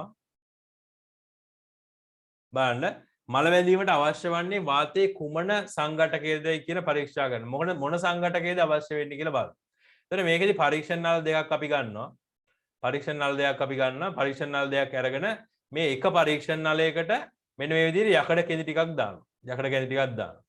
ඊට පස්සේ අනික් පරීක්ෂණ නලයේ මේ පරීක්ෂණ නල දෙකම මෙහෙම යටිකුරුව තැම්පත් කරනවා ජල භාජනයක. එතකොට ආරම්භයේදී මෙන්න මේකේ මේ දෙකේම ජලය නැහැ. ආරම්භයේදී මේ දෙකේම ජලය නැහැ. මේකෙත් මේ ජල මට්ටම පහළම තමයි තියෙන්නේ. මෙන්න මේ ගානටම තමයි ජල මට්ටම තියෙන්නේ. හරි. ඊට පස්සේ මේ පොඩ මොකද වෙන්නේ? මේකේ ජල මට්ටම ඉහළ නගිනවා. පොඩ මේකේ ජල මට්ටම ඉහළ නගිනවා. එතකොට අපි මේකේ තේරුම් ගන්න ඕන දේ තමයි මේකේ භාවිතා කරන යම්කිසි මේ මල බැඳීම මේක ටික දවසක් යනකොට මේ යකඩ කෙඳි ටික මල බඳිනවා.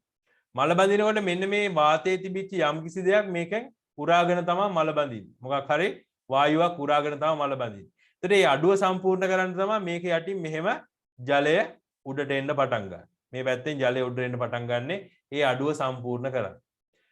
එතකොට මේ අඩුව සම්පූර්ණ කරන්න ජලය උඩට එනකොට අන්න මම ඒක බෝඩ් එකේම කරලා පෙන්නන්න. මේකෙදි මේ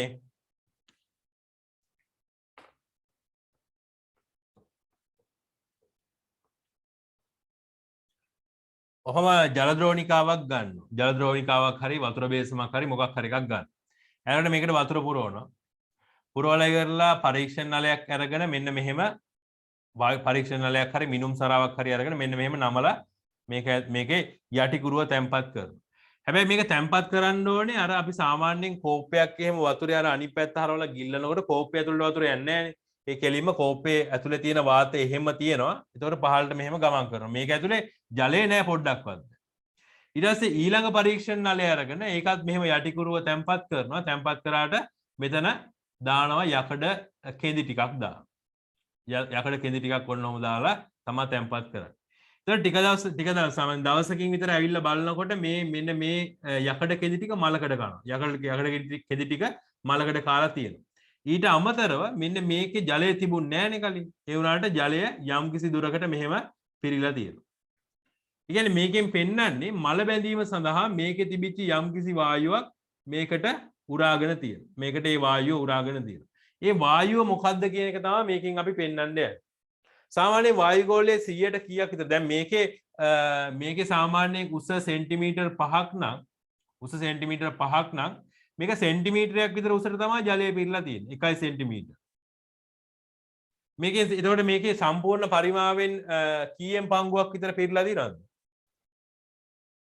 සම්පූර්ණ පරිමාව 5න් එකක් විතර මේක පිරලා තියෙනවා. 5න් එකක් විතර ජලය ඇවිල්ලා තියෙනවා. ඒ කියන්නේ මේක ඇතුළේ තිබිච්ච වාතයෙන් 5න් එකක් විතර මෙහා උරාගෙන තියෙනවා. 5න් එකක් කියන්නේ අපි බැලුවොත් එහෙම 120ක්. නේ 120ක් විතර මෙහා උරාගෙන තියෙනවා. එතකොට මේ සාමාන්‍ය වායුගෝලයේ ඔක්සිජන් කීයක් විතර තියෙනවද ප්‍රතිශතය? වායුගෝලයේ ඔක්සිජන් ප්‍රතිශතයක් විතර කොච්චර තියෙනවද? නයිට්‍රජන් 178ක් කියලා. කාබන් ඩයොක්සයිඩ් 0.1ක් විතර කියලා කියනවා. ඔක්සිජන් කොච්චර විතර තියෙනවද? මතකද? 65ක්. එතකොට කාබන් නයිට්‍රජන් 78යි ඔක්සිජන් 65යි බුදුහාමුදුරුවෝ. එතකොට එකතුව කීයක් එනවා? ඔක්සිජන් කීයක් ඒ අර මිනිස් දෙහේනේ 65ක් තියෙනවා. ඔව් මිනිස් දෙහේ තමයි ගන්න තියෙන්නේ. එතකොට මේක මේ ඔව් යන්නේ ඒක මතක තිබිච්චයත් හොඳයි. එතකොට මේ වායුගෝලයේ ඔක්සිජන් කොච්චර තියෙනවද? අපි ගන්න වාතය අපි හුස්ම ගන්නකොට ඔක්සිජන් 100ට කීයක් විතර අපේ ඇඟට ඇතුළට යනවද? වායුගෝලයේ 121ක් විතර තමයි ඔක්සිජන් තියෙන්නේ. 121ක් විතර ඔක්සිජන් තියෙන්නේ. එතකොට මේකේ බලන්නකෝ දැන් ආසන්න වශයෙන් මේක සමානයි. මේක ඇතුලේ කලින් තිබුණේ වායුගෝලීය වාතයනේ. වායුගෝලයේ තිබිච්ච වාතයම තමයි මේක ඇතුලේ තිබුණේ. ඒකෙන් 5න් එකක් විතර මෙයා උරාගෙන තියෙනවා. එහෙනම් අපිට කියන්න පුළුවන් 121ක් විතර ඔක්සිජන් තමයි තියෙන්නේ මේ පෘථිවියේ වායුගෝලයේ. ඒක නිසා මෙයා උරාගෙන තියෙන්නේ ඔක්සිජන් කියලා අපිට නිකන් නිගමනය කරන්න පුළුවන්. කියන්න පුළුවන්. හරි. ඒතර 5න් එකක් තමයි මෙයා උරාගත්තේ. 5න් එකක් කියන්නේ 120ක් විතර.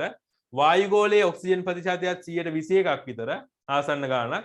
ඒතර අපිට නිකන් නිගමනය කරන්න පුළුවන් මෙයා ඔක්සිජන් තමයි උරාගත්තේ කියලා. මෙයා නයිට්‍රජන් උරා ගන්නවා නම් නයිට්‍රජන් උරාගත්තා නම් මල බැඳීම සඳහා නිකමට හිතන්නකෝ නයිට්‍රජන් ඕන වුණා කියලා. එහෙමනම් මොනවා වේද? මේක තව ඊටට යයි නේ. මේක තව උඩට ගිහිල්ලා 175ක් විතර පිරෙනකන් උඩට යයි. 4න් 3ක් විතර පිරෙනකන් උඩට යයි. ඒතර අන්න ඒ වගේ. ඒතකොට ඔක්සිජන් කියලා අපි උපකල්පනය කරේ. මේක ඔක්සිජන් කියලා උපකල්පනය කරේ මෙන්න මේ 120ක් විතර පිරිච්ච නිසා. 5න් එකක් විතර පිරිච්ච නිසා තමයි මේක අපි ඔක්සිජන් කියලා උපකල්පනය කරේ. හරි. වැඩේ තේරුණාද? නදීප තේරුණාද වැඩේ? ඔව් සර්. නේ. හරි ඒකත් අපි එහෙනම් ලියාගමු නෝට් එක. ඒකේ නෝට් එකට මම මේ ප්‍රසන්ටේෂන් එකේ නම් දාලා නැහැ. අපි මෙහෙම ලියමු.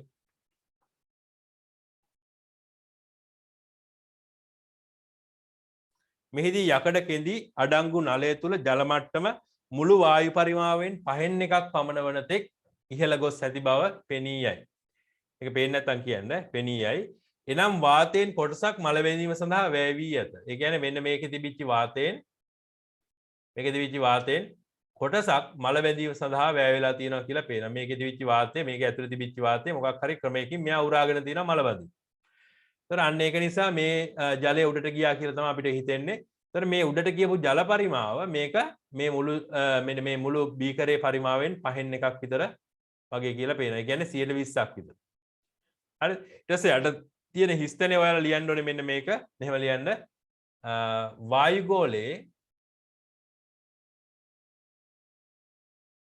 වායුගෝලයේ ඔක්සිජන් ප්‍රතිශතයද ප්‍රතිශතයද 21% පමණ වන බැවින් අර හිස්තැන දෙක තමයි දන්නේ නේද? ඔව් හිස්තැන තියෙන තැන තමයි ලියන්න තියෙන්නේ වන බැවින් මම මේ මම ලියන ඒවා පේනව නේද? ඔව්. නේ වන බැවින් වෙනවද? හරි. උරාගත් වායුව මල බැඳීම සඳහා කියලාම ගමු. මල බැඳීම සඳහා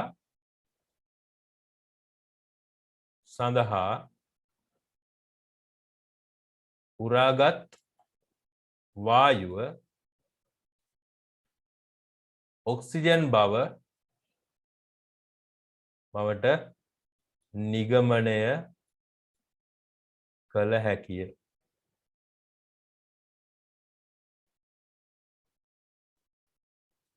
නිගමනය කළ හැකිය.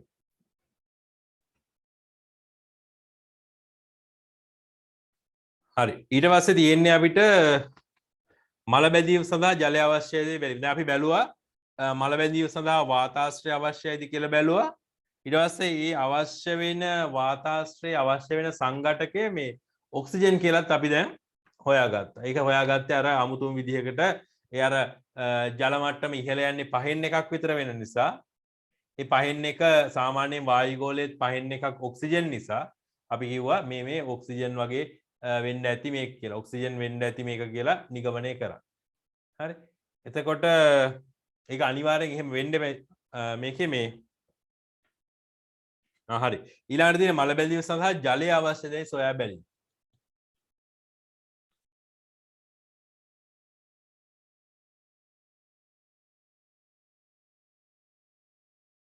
හරිනේ.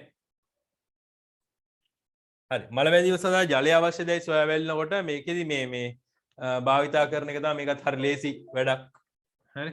හරිම ලේසි ක්‍රියාකාරකමක් මේකත්. මේක බලන්න මේ අපි භාවිතා කරන පරීක්ෂණ නල දෙකක්. කිර්ලැබ දෙකක් මෙහෙම ගහලා පාවිච්චි කරන්නේ.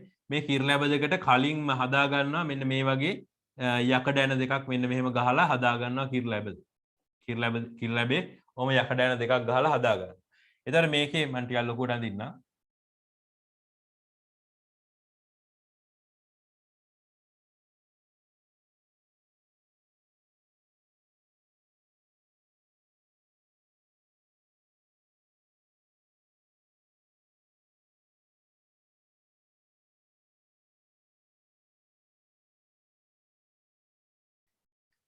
ඔන්නම යකඩ ඇන දෙකක් ගහනවා.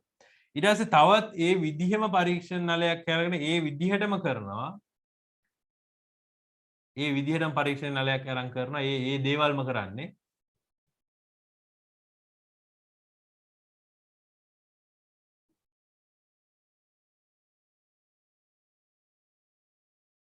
ඔය දේවල්ම කරන්නේ. එතන හැබැයි මේක යටට දානවා මෙන්න මෙතන කැල්සියම් ක්ලෝරයිඩ් දාන්න. කැල්සියම් ක්ලෝරයිඩ් දාන්නේ. ඔව් නිර්ජලීය කැල්සියම් ක්ලෝරයිඩ්. तो निर्जलीय कैल्शियम क्लोराइड दा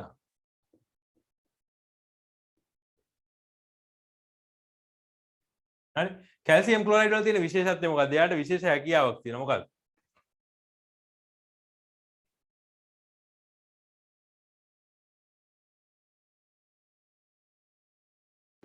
ජල වාෂ්ප ඔව් ජල වාෂ්ප අවශෝෂණය කරගන්න.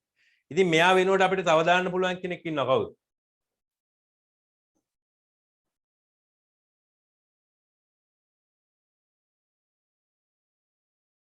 මොකද සර්?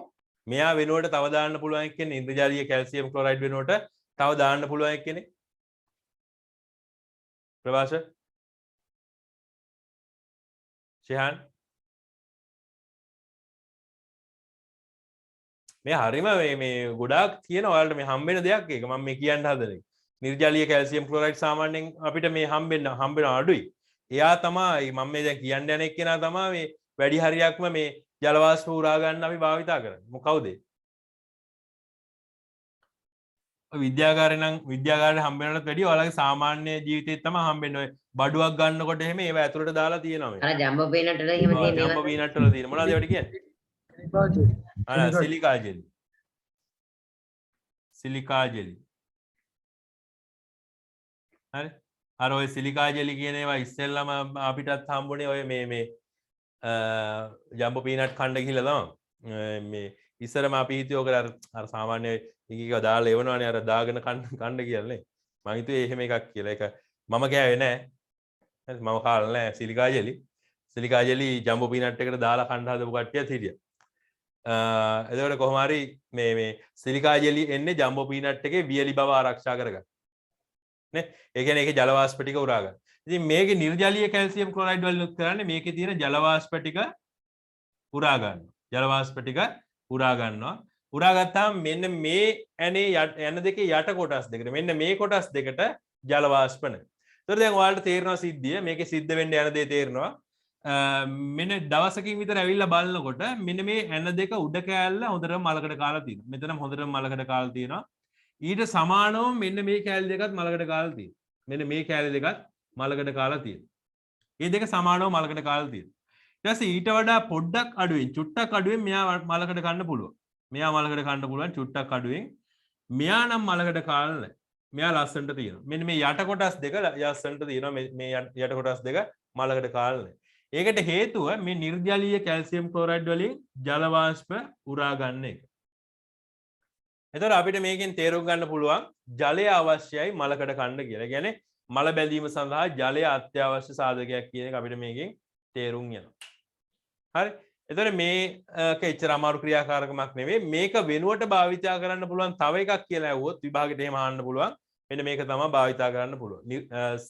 සිලිකා ජෙලි තමයි භාවිතා කරන්න පුළුවන්. හරි. එතකොට අපි මේකත් ලියා ගමු.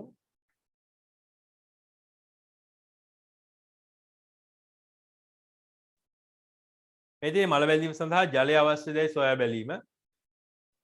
බලන්න නිර්ජලීය කැල්සියම් ක්ලොරයිඩ් වලට වාතයේ ඇති ජල වාෂ්ප අවශෝෂණය කළ හැකිය.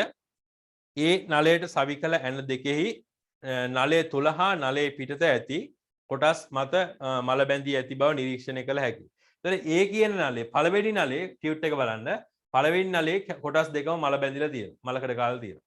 B නලයේ සවිකල ඇති ඇන දෙකේ, ඒ කියන්නේ ඊළඟ නලයේ වාතයට නිරාවරණය වෙච්චි කොටස් අන්න ඒවා මල බැඳිලා තියෙනවා.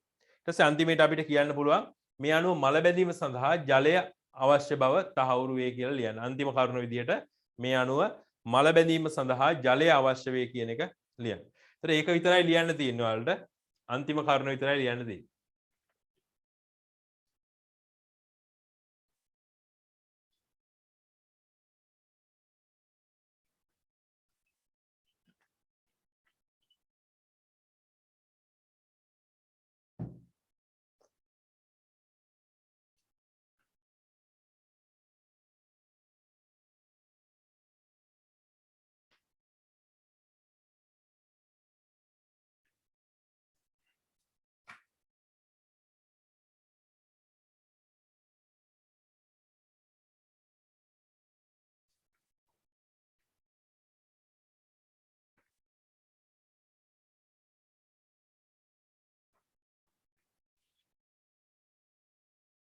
හරි. එතකොට මේකෙදී මල බැඳීම සඳහා ජලය අවශ්‍ය වෙයි කියලා එකත් අපි බැලුවා. ඊළඟට අපි පොඩ්ඩක් බලන්න ඕනේ මේ යකඩ මල බැඳීමේදී සිදුවන ක්‍රියාවලිය. යකඩ මල බැඳීමේදී මොකද වෙන්නේ කියලා අපි බලන්න ඕනේ. එතකොට මේකෙදිත් අර විද්‍යුත් රසායනික ප්‍රතික්‍රියාවක් තමයි සිද්ධ වෙන්නේ. විද්‍යුත් රසායනික ප්‍රතික්‍රියාවක් තමයි සිද්ධ වෙන්නේ. ඊයේ උදේ පාන්දර මේ අර සාමාන්‍යයෙන් මම බයික් එකට පෙට්‍රල් ගන්නකොට ෆුල් ටැංක් ගහනවා. ගහලා තමයි යන්නේ. ඊයේ උදේ පාන්දර ගිහිල්ලා ෆුල් ටැංක් කරලා ඉවර වෙනකොට තමයි ගාන බැලුවේ 2900යි. අර කලින් සැරේ ෆුල් ටැංක් කරන්න ගියේ 2200යි. 2200 නේ 2100යි. ඇස් දෙක උඩ ගියාද උදේ පාන්දර නත්තල් තෑගි සර්. ඈ නත්තල් තෑගි. ඔය නත්තල් තෑග්ගක් විදිහට මට හම්බෙච්ච දේ තමයි ඔය. ඊට පස්සේ මේ ඒක හැබැයි මේ සෙඩ් එකේ කට්ටිය වැරදි එතෙන්දී නේ. එතෙන්දී මේ එයාලා මම පොඩි ප්‍රශ්නකුත් නිකන් අර තරහ ගියපු හින්දා මම නැත්නම් ප්‍රශ්න ඇති කරගන්නේ නිකන් මේ එයාලගේ ස්ටොක් නේ කලින් ලාභයට ගත්ත ස්ටොක් නේ තියෙන්නේ එයාලගේ. ඒ ස්ටොක් එකනේ එයාලා වැඩි ගන්නට දෙන්නේ දැන් අපිට. ඒ මොකද රෑලි වෙද්දි බවුසර් වලින් මෙයාලට තෙල් එන්නේ නැහනේ. එතකොට මේ එයාලත් කරන්නේ වැරදි වැඩි. ඒකනේ තියෙන්නේ මේ අපි ඔක්කොම හොරු කියන්නේ ඒකනේ. මේ ලංකාවේ ඉන්න ඔක්කොමලා හොරු. ඉතින් හොරුනේ නායකයෝ පත් කරගන්න. ඒතන අනිවාර්යෙන් නායකයාත් හොරෙක් තමයි. නේ ඉස්සෙල්ලා අපි හොරකම් කරන එක නවතිලා ඉන්න ඕනේ. නායකයා හොරකම් කරන එක නවත්තන්න ඉස්සෙල්ලා. හරි. එතකොට මේ අපිට මේ දැන් තියෙන්නේ බලන්න ඔයාලගේ ටියුට් එකේ තියෙන්නේ යකඩ මල වැඳීමේ සිදුවන ක්‍රියාවලිය. මේ ක්‍රියාවලිය බලන්න තමයි තියෙන්නේ. එතකොට මේකෙත් තියෙන්නේ අර විද්‍යුත් රසායනික ප්‍රතික්‍රියාවක්ම තමයි. හරි. මුලින්ම කියනවා බලන්න යකඩ පරමාණු ඉලෙක්ට්‍රෝන පිට කර ධනායන බවට පත් වේ. එතකොට යකඩ පරමාණු දැන් අපි හිතුවොත් මෙන්න මේ වගේ හිතන්න මේ වගේ ලෝහ පෘෂ්ඨයක් මේ යකඩ පෘෂ්ඨයක් මේ යකඩ පෘෂ්ඨය මත මේ ජල බිඳුවක් තියෙනවා වතුර බිඳුවක් මෙන්න මෙහෙම තියෙනවා. හරි. මේ වතුර බිඳුවක් තියෙනවා. ඒතර ඔයාලා දන්නවා සාමාන්‍යයෙන් වතුර බිඳුවක් තිබුණොත් ලෝහ පෘෂ්ඨයක යකඩ පෘෂ්ඨයක ඒක මල බැඳීම පටන් ගන්නවා. මල බැඳීම ආරම්භ වෙනවා. එතන මල බැඳීමේදී ඉස්සෙල්ලම සිද්ධ වෙන්නේ මෙන්න මේක. යකඩ කියන ලෝහය ඉලෙක්ට්‍රෝන පිට කරලා Fe මේක ඝනයක් විදිහට තියෙන්නේ Fe ධන දෙක අයනය හදනවා. මේක ජලීයයි. ඒක ජලයේ දිය වෙනවා. ජලයේ දිය වෙනවා. ඊට පස්සේ ඉලෙක්ට්‍රෝන දෙකක් පිට කරනවා. ඔන්න ඕක තමයි සිද්ධ වෙන්නේ. ඉස්සෙල්ලම සිද්ධ වෙන්නේ ඕක. එතකොට මෙන්න මේකේ තියෙන යකඩ පරමාණු Fe ධන දෙක වෙලා මෙන්න මේ වතුර ජලයට ගමන් කරනවා. ජලයට ගමන් කරනවා. හරි ජලයේ තියෙන තැනකට යනවා. එතකොට මේක සිද්ධ වෙන්නේ නැහැ හැබැයි මෙන්න මේ ක්‍රියාවලිය සිද්ධ වෙන්නේ නැහැ මෙන්න මෙතන මේ ඉලෙක්ට්‍රෝන ගන්න කවුරුත් නැත්තම්. ඉලෙක්ට්‍රෝන ගන්න කවුරුත් නැත්තම් මේ වැඩේ සිද්ධ වෙන්නේ නැහැ. හරි. අන්න එතකොට තමයි ජලයයි ඔක්සිජනුයි අවශ්‍ය වෙන්නේ. ජලයයි ඔක්සිජනුයි අවශ්‍ය වෙන්නේ මෙන්න මේ ඉලෙක්ට්‍රෝන ලබා ගන්න තමයි. ඊළඟට සිද්ධ වෙන්නේ මේ මෙතන තියෙනවා දැන් ජල බිඳුවක් වතුර බිඳුවක් තියෙනවා. ඒ කියන්නේ H2O තියෙනවා. ඊට පස්සේ වායු ගෝලයේ ඔක්සිජන් තියෙනවා. වායු ගෝලයේ ඔක්සිජනුත් තියෙනවා. එතන මෙයා ද්‍රවයක් මෙයා වායුව. ඊට පස්සේ අර පිට කරන ඉලෙක්ට්‍රෝන අරගෙන මෙයාලා ඔක්සිකරණය වෙනවා. ඔක්සිහරණය වෙනවා. OH ඍණ විදියට. OH ඍණ විදියට ඔක්සිහරණය වෙනවා. ඊට පස්සේ අපි මේක තොලිත කරලා බලපුවාම අපිට මෙතෙන්ට 2 දාන්න වෙනවා. මෙතෙන්ට 4 දාන්න වෙනවා. ඔන්න තොලිත කරපුවාම ওই විදියට තමයි එන්නේ. මොකද මේ පරමාණු තමයි ඉස්සෙල්ලා තොලිත කරන්න ඕනේ. ඔක්සිජන් 4යි. මෙතන 2යි, මෙතන 2යි 4යි, මෙතෙන්ට 4 දැම්මා. ඊට පස්සේ මෙතන අර තොලිත කරාම පස්සේ ওই විදියට තමයි එන්නේ. ඊට පස්සේ බලන්න මෙතන ඍණ 4ක් තියෙනවා. මේ 4 මේ ඍණ එකක් මෙතන තියෙනවා. මෙතන 4 ඉලක්කම දාපු නිසා ඍණ 4ක් එනවා.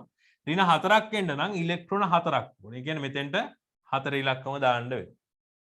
එතකොට මෙන්න මේ දේ තමයි සිද්ධ වෙන්නේ. යකඩ වලින් යකඩ ධන දෙක අයනය හදලා ඔක්සිකරණය වෙනවා ඉලෙක්ට්‍රෝන දෙකක් පිට කරනවා. ඔක තමයි පළවෙනිම සිද්ධිය. යකඩ ඔක්සිකරණය වෙනවා. ඔක්සිකරණය වුණාම ඒ ඉලෙක්ට්‍රෝන ලබා ගන්න එක්කෙනෙක් ඉන්නවා මෙන්න මෙතන ජලය සහ ඔක්සිජන්. ජලය සහ ඔක්සිජන් එකතු වෙලා ඒ පිට කරන ඉලෙක්ට්‍රෝන ලබාගෙන OH ඍණ අයන හදනවා. OH ඍණ අයන හදනවා. හරිද? ඒතර ඔන්න ඔක තමයි සිද්ධ වෙන ප්‍රතික්‍රියාව. ඊට පස්සේ මෙන්න මේ ප්‍රතික්‍රියා දෙක සිද්ධ වුණාන් පස්සේ දැන් එන්න යකඩ විකාදනය වෙවි යනවා. බලන්න දැන් යකඩ විකාදනය වෙන එක හරි. දැන් යකඩ එන්න ෂේ වෙවි යනවා. ඒතර මේ වතුර බිඳුව තියෙන තැන යටට ඔන්නෝම යකඩ ඔහොම එන්න ෂේ වෙවි යනවා. ෂේ වෙවි යකඩ මෙන්න මෙහෙම මෙන්න මේ වතුර බිඳුවට නිදහස් වෙවි යනවා. යකඩ අයන නිදහස් වෙනවා. ඒ වගේම මෙන්න මෙතන ජලයයි ඊට පස්සේ ඔක්සිජනුයි එකතු වෙලා එයා පිට කරන ඉලෙක්ට්‍රෝන ලබාගෙන OH ඍණ අයන හදනවා. එතන මේ ප්‍රතික්‍රියා දෙකම එකතු කරොත් අපි මේ ප්‍රතික්‍රියා දෙකම එකතු කරොත් බලන්න මේ ප්‍රතික්‍රියා දෙක එහෙම එකතු කරන්න බෑ. මෙන්න මේ පළවෙනි ප්‍රතික්‍රියාව මේක පළවෙනි ප්‍රතික්‍රියාව. මේක දෙවෙනි ප්‍රතික්‍රියාව. හරි. දැන් මේ කියලා ඉන්නකො. මට මෙතන කියන්න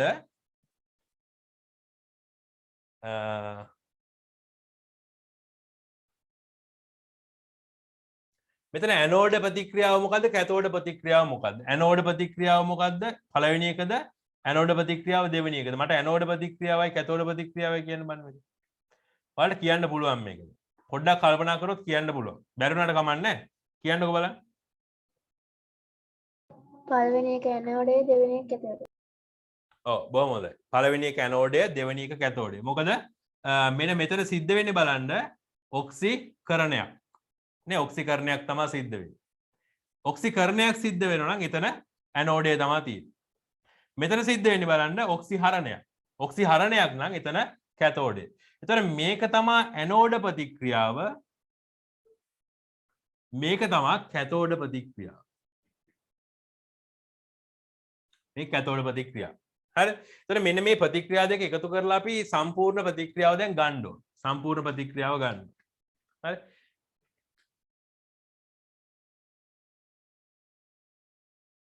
බලන්න.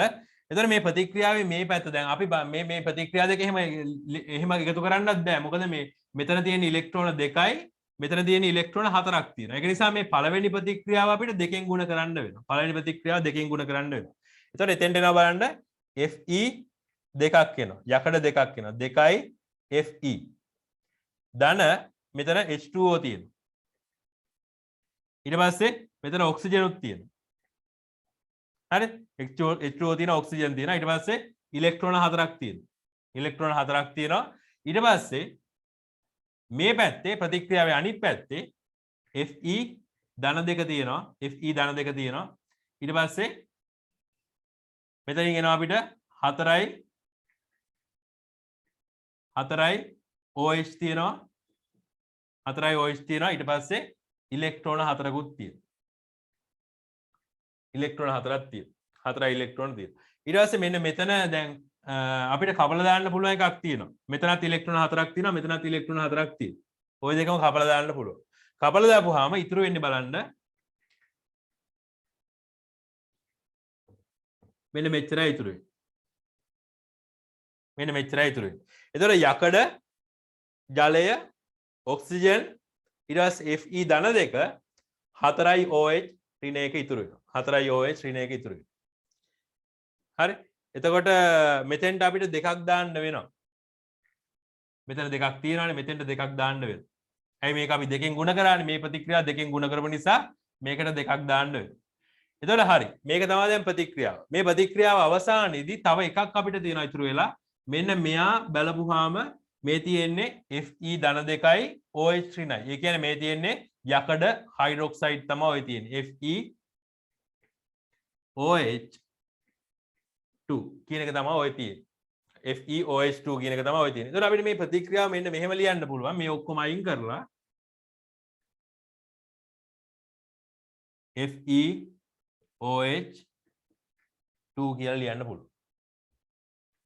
හරි. එතකොට මේ විදිහට තමයි ප්‍රතික්‍රියාව සිද්ධ වෙන්නේ. එතකොට අන්තිමේට බලන්න යකඩ මලකඩ කනවා කියලා සිද්ධ වෙන්නේ ජලයයි යකඩයි ඔක්සිජනුයි එකතු වෙලා යකඩවල හයිඩ්‍රොක්සයිඩ් එක හදන එක. යකඩ හයිඩ්‍රොක්සයිඩ් හදන එක. එතකොට ඔන්න ඔය ප්‍රතික්‍රියාව තමයි යකඩ මල වැඳීමේදී සිද්ධ වෙන්නේ.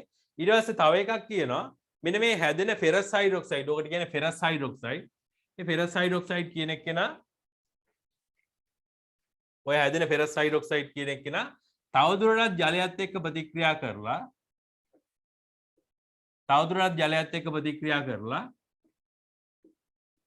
හරි තවදුරටත් ජලයත් එක්ක ප්‍රතික්‍රියා කරලා ෆෙරස් ඔක්සයිඩ් Fe2O3 ඊට පස්සේ ජලය ජලීය ෆෙරස් ඔක්සයිඩ් හදනවලු. ඒ කියන්නේ ජලයත් එක්ක එකතු වෙලා මෙන්න මේ වගේ සංයෝගයක් හදනවා. මේ වගේ සංයෝග වලට ඔතෙන්දි විතරයි හම්බෙන්නේ. ඕක ගැන වැඩි හිතන්න අවශ්‍ය නැහැ. මේ H2O එකතු වෙලා තියෙන පැත්තෙන් අර කොපර් සල්ෆේට් වල තියෙන ජලීය කොපර් සල්ෆේට් කියලා. ජලීය කොපර් සල්ෆේට් කියන්නේ කොපර් සල්ෆේට් සහ ජලය. හරි. ඒකට ඒක අර ද්‍රාවණයක් නෙවෙයි. හැබැයි ජලීය කොපර් සල්ෆේට් කියලා තමයි කියන්නේ. එතන අපි මේ ටික අපි ලියාගමු මේ ටියුට් එකේ නෝට් එකක් විදියට මෙන්න මෙහෙම ලියන්න. ලියාගෙන යනකොට ආපහු චුට්ටක් කතා කරමු මේක. හරි. බලන්න යකඩ පරමාණු ඉලෙක්ට්‍රෝන පිට කර ධන ආයන බවට පත් වේ. එනම් ඔක්සිකරණයට ලක් වේ. එතකොට ඕක එන්න ඕනේ මෙන්න මේ වගේ සමීකරණයක්. Fe ධන දෙක වෙනවා ඉලෙක්ට්‍රෝන දෙකක් පිට කරනවා. ඕක පළවෙනි ප්‍රතික්‍රියාව. මේක ඉස්සරහින් දාගන්න එක කියලා.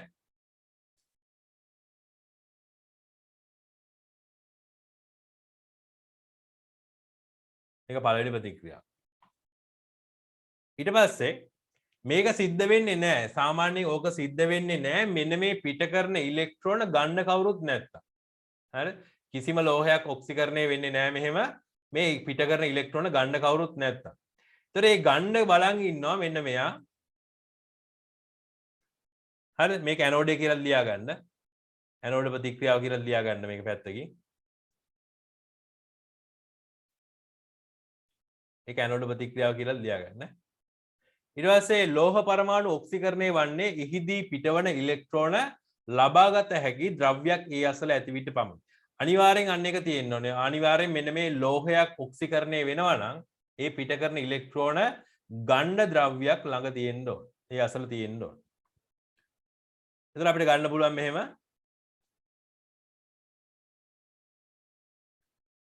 ලියාගන්න බැරුණා නම් කියන්න. ඔක්සිජන් වායුව සහ ජල වාෂ්ප ඇති විට ඒවා ඉලෙක්ට්‍රෝන ලබාගෙන ඔක්සිකරණය වේ. ඒක ඔයාලට දීලා දෙන ටියුට් එකේ. ඒතර මෙන්න මේක තමයි කැතෝඩ ප්‍රතික්‍රියාව වෙන්නේ. අර පිට කරන ඉලෙක්ට්‍රෝන ටික අරගෙන මෙන්න මේ විදිහට ප්‍රතික්‍රියාවක් සිද්ධ වෙනවා. මේ විදිහ ප්‍රතික්‍රියාවක් සිද්ධ වෙනවා. එතකොට අර OH ඍණායන හදන එක තමයි මේකේ වැඩේ. මෙතන සිද්ධ වෙන්නේ OH ඍණායන හදන. ඒක කැතෝඩ ප්‍රතික්‍රියාව විදිහට ගන්න පුළුවන්.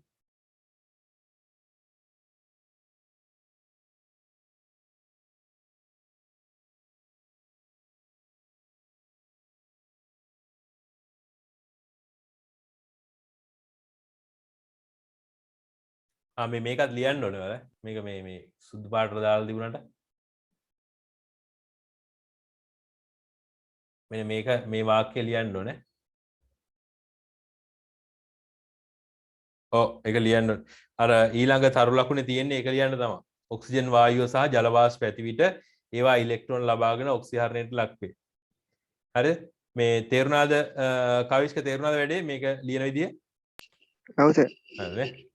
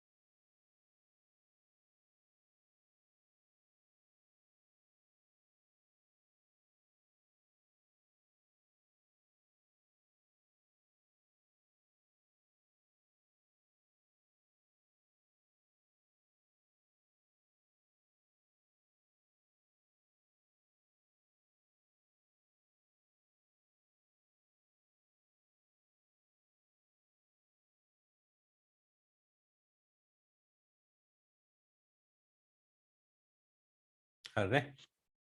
ඊළඟට යමු. පොඩ්ඩක් ඉන්න.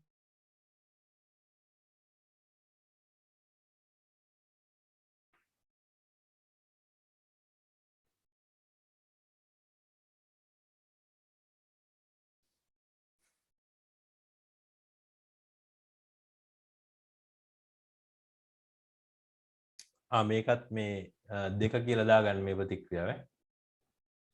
මේ ප්‍රතික්‍රියාව දෙකේ ඉලක්කම දාගන්න. මේක දෙවෙනි ප්‍රතික්‍රියාව. අරක පළවෙනි එක මේක දෙවෙනි එක. ඒතර ඔය ප්‍රතික්‍රියා දෙක එකතු කරනකොට තමයි අර ප්‍රශ්නේ එන්නේ. මෙයාගේ ඉලෙක්ට්‍රෝන 4ක් තියෙනවා. අරයාගේ ඉලෙක්ට්‍රෝන 2යි තියෙන්නේ. ඒතර අනිවාර්යෙන් අර පළවෙනි එක දෙකෙන් ගුණ කරන්න ඕන.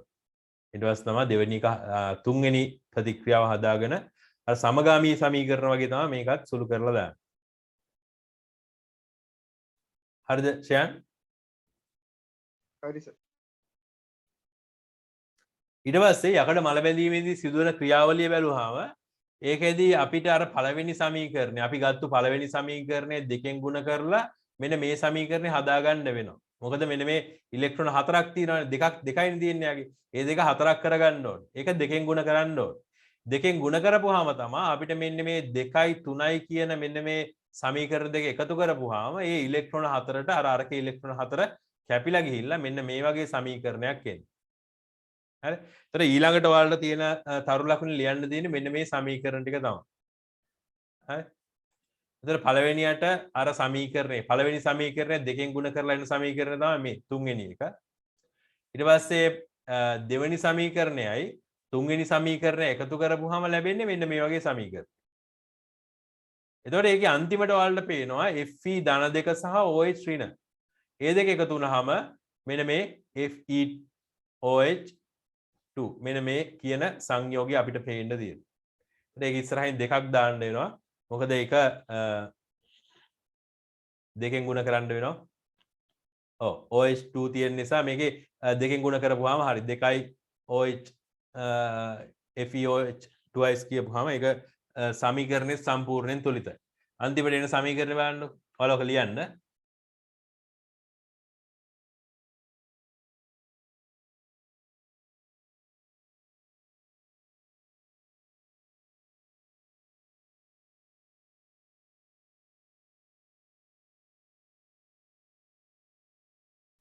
තුලිත කරපුවාම මේකේ තියෙන ඔක්කොම මේක තමයි අවසාන සමීකරණය.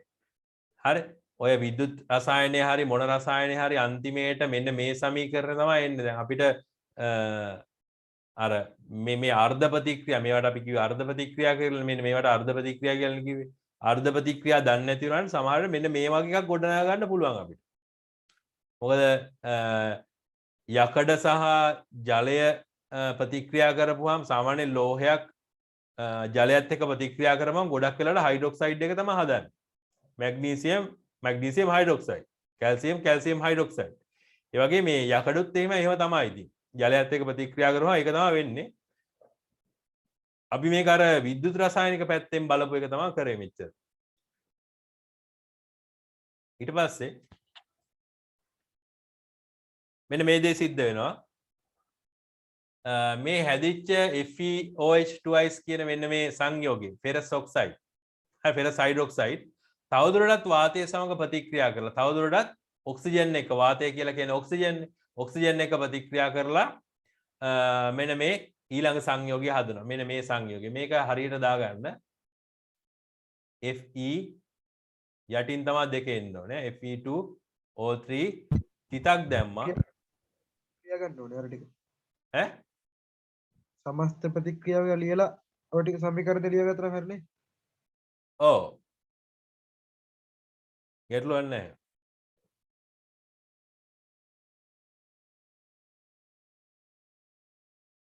ඒ කියන්නේ මම අර ලියපු එකද? නෑ මේ උඩ සමීකරණේ. ඔව් ඒක ලියලා මේ යටින් ලියාගන්න. මේ යටින් ලියලා තියෙන මෙන්න මේකත් එක්කම ලියාගන්න. මේ ඔක්කොම ටික ලියාගන්න. එතනවා මේ මෙතන ලියලා පෙන්නලා තියෙන්නේ මේ උඩ තියෙන එක ලියන්න. දැන් මේක අර PowerPoint එකෙන් හදනකොට මේ දෙක ඉලක්කම ලොකුවට එන්නේ. තුන ඉලක්කම ලොකුවට එන්නේ. ඒවා ලොකුවට නෙවෙයි කියලා තමයි මම මේ පෙන්නලා තින්නේ.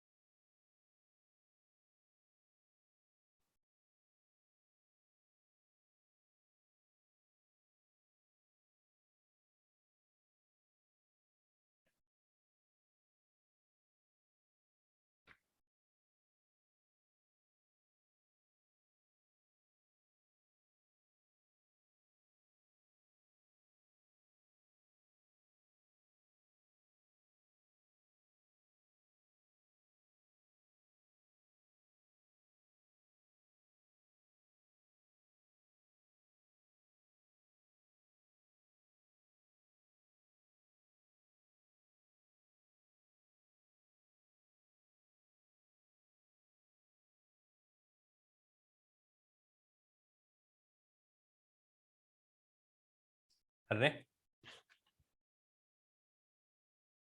පොඩ්ඩක් ඉන්න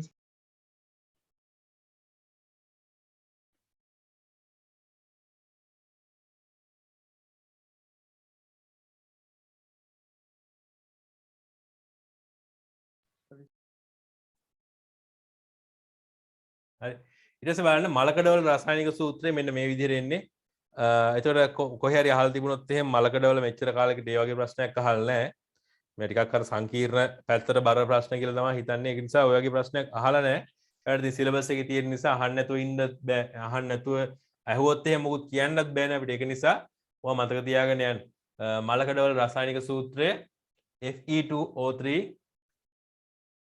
x අකුර දාන්න H2O. ඒ කියන්නේ අපිට ජලය කොච්චර තියෙනවද කියලා අපිට කියන්න බෑ. දැන් ඔය වගේ ඒවා කියලා දෙන්න බෑ ඔයාලට ඇත්තට. මොකද මේ ඔය වගේ දේවල් කියලා දෙන්න ගියොත් එහෙනම් මෙන්න මෙතන x අකුරෙන් මොකද්ද කියන්නේ මේ එතකොට මේ වගේ සමීකරණයකින් අපි මොකද්ද ගන්නෙ? ඒ වගේ දේවල් කියලා දෙන්න මේ ගොඩක් වෙලා යන වැඩ. ඒක නිසා මේ මේවා පැහැදිලි කිරීමක් ඕනේ නැහැ. ඔයාලා මෙන්න මේ යකඩවල මලකඩවල රසායනික සූත්‍රය මතක තියාගන්න. හරි? මේවා පැහැදිලි කරන්න ටිකක් අමාරුයි. ඒක නිසා මේ යකඩවල රසායනික සූත්‍රය මතක තියාගන්න කොයි විදිහට? එතකොට ඇති.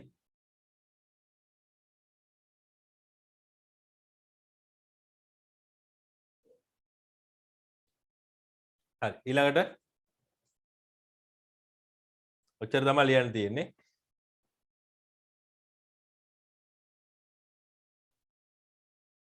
හරි ඊළඟට යමුනේ. බලන්න මේ අම්ල මල බැඳීම කෙරෙහි ඇති කරන බලපෑම සොයා බැලීම තමයි ඊළඟට තියෙන්නේ. අම්ලයක් මල බැඳීම සඳහා මම ඔයාලට කිව්වා මේක අපි කතා කරා. අම්ල මල බැඳීම වේගවත් කරනවා කියලා. ඉතින් මේක මහා ලොකු දෙයක් නෙවෙයි මේක. බලන්න මෙතන එකකට දාලා තියෙනවා සිසිල් ජලය. අනිකට දාලා තියෙනවා දෙහි ඇඹුල් මිශ්‍ර කළ ජලය. අනික එකට දාලා තියෙනවා තනුක හයිඩ්‍රොක්ලෝරික් අම්ලය මිශ්‍ර කළ ජලය. එතන මට කියන්න මේ හතරෙන් Aද Bද Cද වැඩිපුර මලකඩ කන්න. B C ඔව් C නේ ප්‍රබල අම්ලයක් තියෙන්නේ C තමයි ප්‍රබල අම්ලය ඊළඟට B වෙන්න නේ ඈ සබන් වතුර එක්ක ඇණයක් දාලා තිබ්බ ඇණයක් දාලා තියු මලකඩ ගන්න ශීඝ්‍රතාවය අඩුයි ඊළඟට අපි ඒක කතා කරමු හරි ශීඝ්‍රතාවය අඩුයි ටිකක් හිමීට මලකඩ ගන්න ඒකට හේතුව අපි කතා කරමු හරි මේක ටක් ගාලා ලියාගමු එතන අපිට මේක ලියන්න තියෙන්නේ A හා B හා C නල තුල ඇති යකඩ ඇන ඒ නලයේ ඇති යකඩ ඇනට වඩා වැඩියෙන් මල බැඳී ඇති බව නිරීක්ෂණය කළ හැකියි. එතකොට මේ ඒක නිකම්ම මෙහෙම ඉඩමදි වගේ නම් ලියන්න මෙහෙම B හා C යකඩ ඇන මල බැඳී ඇත කියලා ලියන්න. වැඩිපුර මල බැඳී ඇත කියලා ලියන්න. B හා C යකඩ ඇන වැඩිපුර මල බැඳී ඇත.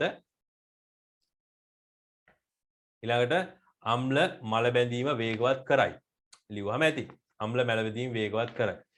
ඔයාලගේ අකුරු පොඩි නම් ඉඩ තියෙනවා නම් ඔක්කොම ලියා ගන්න. නැත්නම් ලියන්න පළවෙනි කරුණ විදියට B හා C යකඩ ඇන මල බැඳී ඇත වැඩිපුර මල බැඳී ඇත වැඩිපුර මල බැඳී ඇත අම්ල මල බැඳීම වේගවත් කරයි.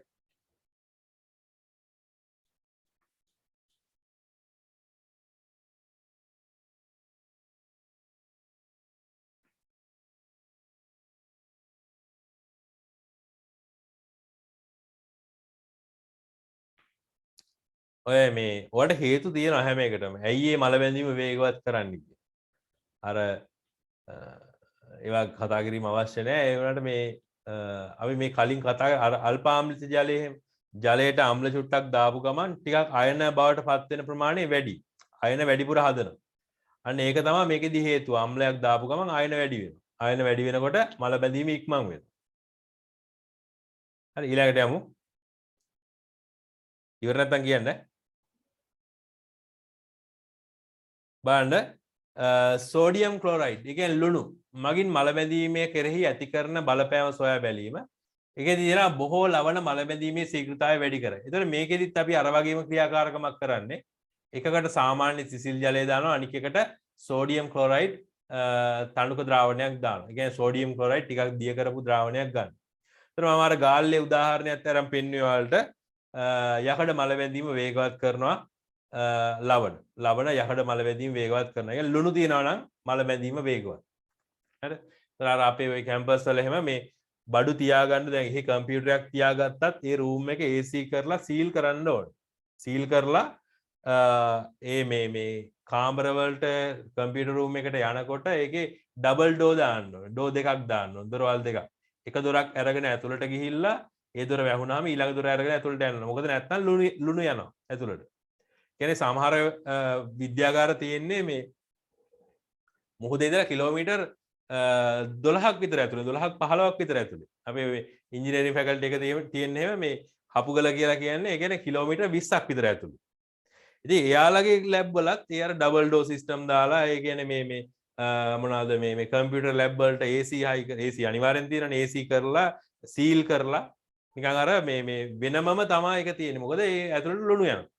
ඊට පස්සේ අර අන්වීක්ෂයක් ගත්තත් අන්වීක්ෂ වහන්න මේව එකක් තියෙනවා හැම අන්වීක්ෂයකටම වීදුරු වලින් හදපු. ඒක වහපුවාම ඇතුළට වතුර යන්නේ. ඒ වතුර කියන්නේ මේ වාතය යන්නේ. ඒ විදිහට හදලා තියෙන්නේ. ඒකට හේතුව ලවණ.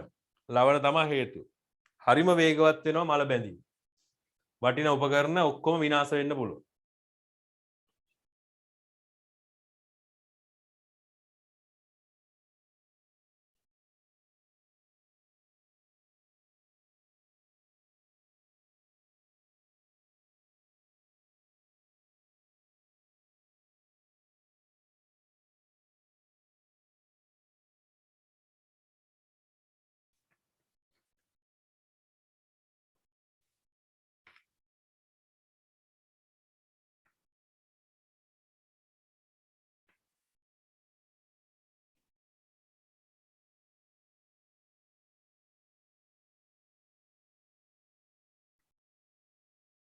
හරිනේ.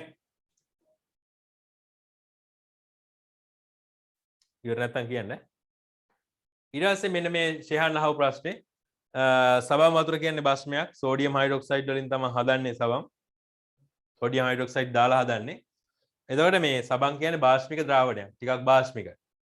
එතකොට මේකට සෝඩියම් හයිඩ්‍රොක්සයිඩ් දාපුවම මේකෙන් අපිට පේනවා සාමාන්‍ය ජලයේ යෙදූ නලයේ ඇති යකඩ ඇණය මල බැඳී ඇති බව පේනවා. ඊට සාපේක්ෂව සෝඩියම් හයිඩ්‍රොක්සයිඩ් දාපු නලයේ ඇති ඇණය මල බැඳී නැති බවත් නිරීක්ෂණය කරන්න පුළුවන්. ඒකෙන් අපිට කියන්න පුළුවන් හරි ඒකෙන් අපිට කියන්න පුළුවන් බස්ම මල බැඳීම ප්‍රමාද කරන බව ඒකෙන් අපිට කියන්න පුළුවන්. හරිද? ඒක යටින් ලියන්න එන එහෙම ලියන්න.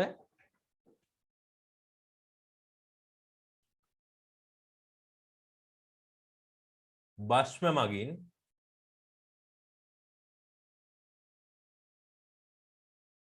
මල බැඳීම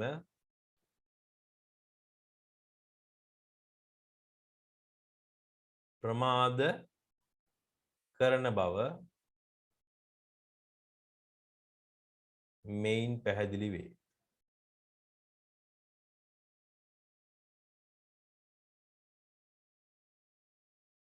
මෙයින් පැහැදිලි වේ. මොකද? ඔක ලියාගන්නේ. ඔව් ඒක ලියාගන්න යට හිස්තැනක් තියෙනනේ. ඔය යට තියෙන යට හිස්තැනේ ලියන්න වෙන මොකුත් ලියන්න නෑ ඔගේ. අර මල වැඳීම පාලනය කියලා තියෙන තැනට උඩින් හිස්තැන් තුනක් තියෙන අන්න ඒක ලියාගන්න.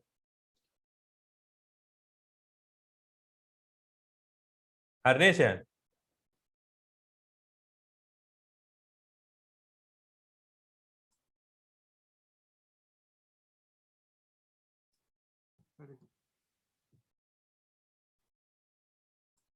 හරි. ඊළඟට යමුනේ.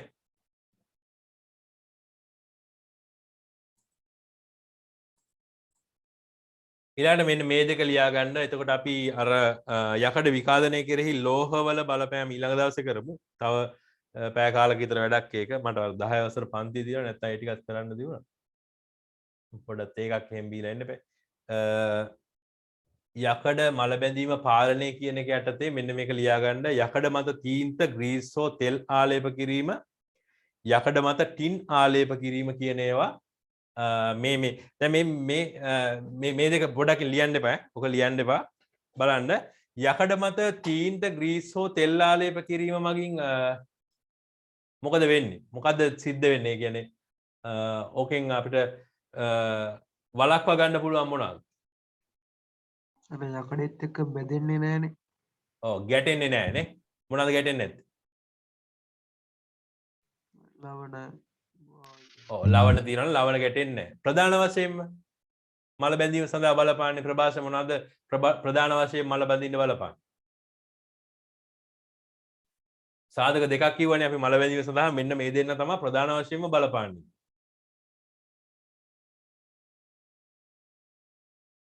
මුලින්ම අපි කරේ මේ පරීක්ෂණ දෙක.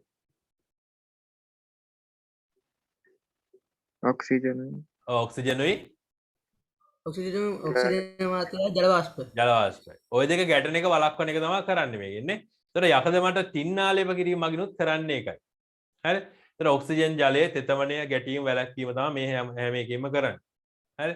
එතකොට මේ ඔය සාධක දෙක ලියලා හරි සාධක දෙක ලියලා දෙකටම එකම හේතුවනේ තියෙන්නේ. ඒක නිසා හේතුව යටින් ලියන්න මේකේ තියෙන යකඩ මැල වැදීම පාලනය කියලානේ. උඩින්ම ලියන්න යකඩ මත තීන්ත හෝ ග්‍රීස් ආලේප කිරීම කියලා. ඊට පස්සේ යකඩ මත ටින් ආලේප කිරීම කියන එක ලියන්න. ඊට පස්සේ යටින් ලියන්න ඔක්සිජන් හා ජලය ගැටීම වැළැක්වීම මෙහින් සිදුවේ. ඔක්සිජන් සහ ජලය ගැටීම වැළැක්වීම මෙහින් සිදුවේ. ඔක්සිජන් හා ජලය ගැටීම වැළැක්වීම මෙයින් සිදුවේ. මෙන්න මේ කරුණු දෙක ලියලා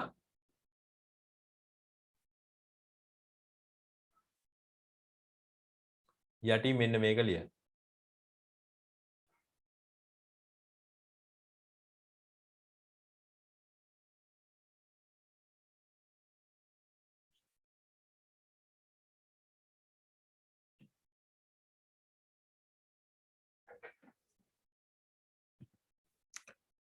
මේ පාඩමේ තව එකයි තියෙන්නේ. එතකොට අපිට 11 වසර වලට තියෙන අමාරු පාඩම්. මේ අපි මාස කොහොම හරි 4ක් විතර තිස්සේ ඉඳන් කරේ.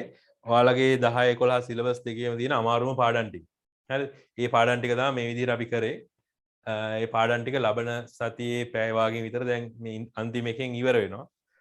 එතකොට මේ ඊළඟට තියෙන පාඩම් ඉතින් මේවා දැන් කරලා නේද?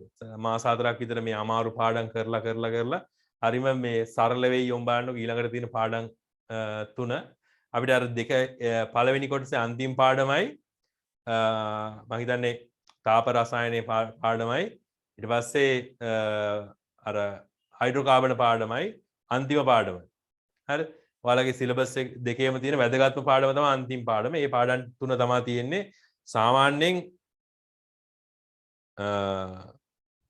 ඔකට මේ ඔය ටික මාස එකමාරක් විතර ඇයි ෆිසිකල් කරනවා නම් ෆිසිකල් ක්ලාස් එක කරනවා නම් නැත්නම් මාසයේ සති දෙකෙන් තුනේ වගේ කරන්න පුළුවන් ඔන්ලයින් කරනවා මේක මේ කොහොම හරි අර බහුව අවයවික අර මේ හයිඩ්‍රෝකාබන පාඩමයි අර තාප රසායන පාඩමයි දෙක අපි ඔන්ලයින් කරමු එක දවසයි යන්නේ ඒක ලබන සතියේ කරමු අර කරනවා නම් අපිට මේ දිගටම මේ කියන අර ෆිසිකල් ජනවාරි පටන් ගන්න ඕනේ කියලා කියනවනම් අපි මේ පාඩම ෆිසිකල් පටන් ගමු. හරි? එතකොට මේක මේ මෙහෙමයි වෙන්නේ දැන් ඔයාලා දැන් නම් තව කාලයක් නැහැ. හරි? තව මාස කීයද තියෙන්නේ? මාස අප්‍රේල් මැයි නෙමෙයි. මැයි පටන් ගන්නවානේ. ඒ කියන්නේ මේ පාඩම් කරන්න ගොඩාක් දේවල් තියෙනවා. හරි විභාග ලේසි වෙයි අර මේවා ජීවිතේට හිතන්න එපා. අනික් සබ්ජෙක්ට් ගැන නම් මම දන්නේ නැහැ. ඔය ලේසි කරනවා කියපු හැම සැරේම විද්‍යාව නම් හැමදාම අමාරු කරා. ගිය සැරෙත් එහෙමනේ. 10 වසරින් වැඩිපුර දානවා. ඊට පස්සේ 10 වසරේ ලේසි පාඩම් වලින් දානවා. කතන්දර ගොඩයි. ඒ මොකුත් නැහැ විභාග වෙලාවට පේපර් එක අමාරුයි. විද්‍යාව ලේසි කරන්න කිසිම හේතුවක් නැහැ. ලේසි වෙන්නේ නැහැ උන්. හරි?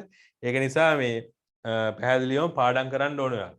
පාඩම් කරලා කොහොම හරි ගොඩ දාන්න ඕනේ. විද්‍යාව කියන්නේ ඔයාලගේ ප්‍රතිඵල ලේඛනයේ නේ. ප්‍රතිඵල ලේඛනයේ නිකන් අර ආභරණයක් දැම්මා වගේ තමයි. කේක් එකට අයිසින් දැම්මා වගේ තමයි. විද්‍යාවට ඒකක් තියනවා කියන්නේ. ඒ තරමට වටිනවා. හරිම සුළු පිරිසයි ඉන්නේ විද්‍යාවට ඒ තියෙන. හරි? 108ක් විතර පොඩි ගාණක් ඉන්නේ ලංකාවේ. ඒ තියෙන කට්ටිය. ඒක නිසා පාස් වෙච්ච කට්ටිය 130ක් 40ක් වගේ ප්‍රමාණයක් ඉන්නේ. 130ක් 40ක් නෙවෙයි 160ක් විතර ඉන්නේ පොඩි ප්‍රමාණයක් පාස් වෙච්ච කට්ටිය. ඒතර ඒ විදිහට මේ උපරිම උත්සාහ කරන්න මේකේ අර 108 සෙට් එකට යන්න. අර පොඩි කට්ටියට යන්න. ඉංග්‍රීසි වලටත් අඩු ප්‍රමාණයක් ඉන්නේ විද්‍යාවට. ඒ නිසා ඒකයි තමයි මම කියන්නේ ඔයාලගේ ප්‍රතිඵල ලේඛනයේ කේක් එකක් නම් විද්‍යාවට ඒකක් කියන්නේ ඒක නිකන් අර අයිසිං දාලා හදපු අර උඩින් දාන ලස්සන මල වගේ තමයි. හරි? එහෙම ප්‍රතිඵල ලේඛනයක් ගන්න උත්සාහ කරන්න. ඒකින්ද අදට අපි පන්තිය නවත්තමු. ඔයාලට මේකේ පේපර් එක කරන්න පුළුවන්. මේකේ පේපර් එක දැන් කරන්න පුළුවන්. අන්තිමට අර තියෙන පිටුව විතරනේ තියෙන්නේ. ඒකේ ප්‍රශ්නයක් දෙකක් ඇති. බහුවර්ණ විතරයි තියෙන්නේ. ඒකෙන් ප්‍රශ්න එකක් තියෙනවා. ඒක අතහැරලා දාන්න, ඒක අතහැරලා දාන්න කියන එක කරන්න බලන්න. අනික් ඒවා ටික කරන්න පුළුවන්. ඒක නිසා ලබන සතියේ සඳුදා වෙන්නේ ඉස්සෙල්ලා මට කරුණා කරලා ඔයාලා පේපර් එක කරලා එවන්න. හරිද? මම හිතනවා කරලා එවයි කියලා. හරි. එහෙනම් අදට පන්ති නවත්තමු. මම මේ ෂෙහාන් කවුද නදීප අර වැඩේ මට කියන්න. හරි? එහෙනම් හැමෝටම ආයිබෝවන්. ආයුබෝවන්.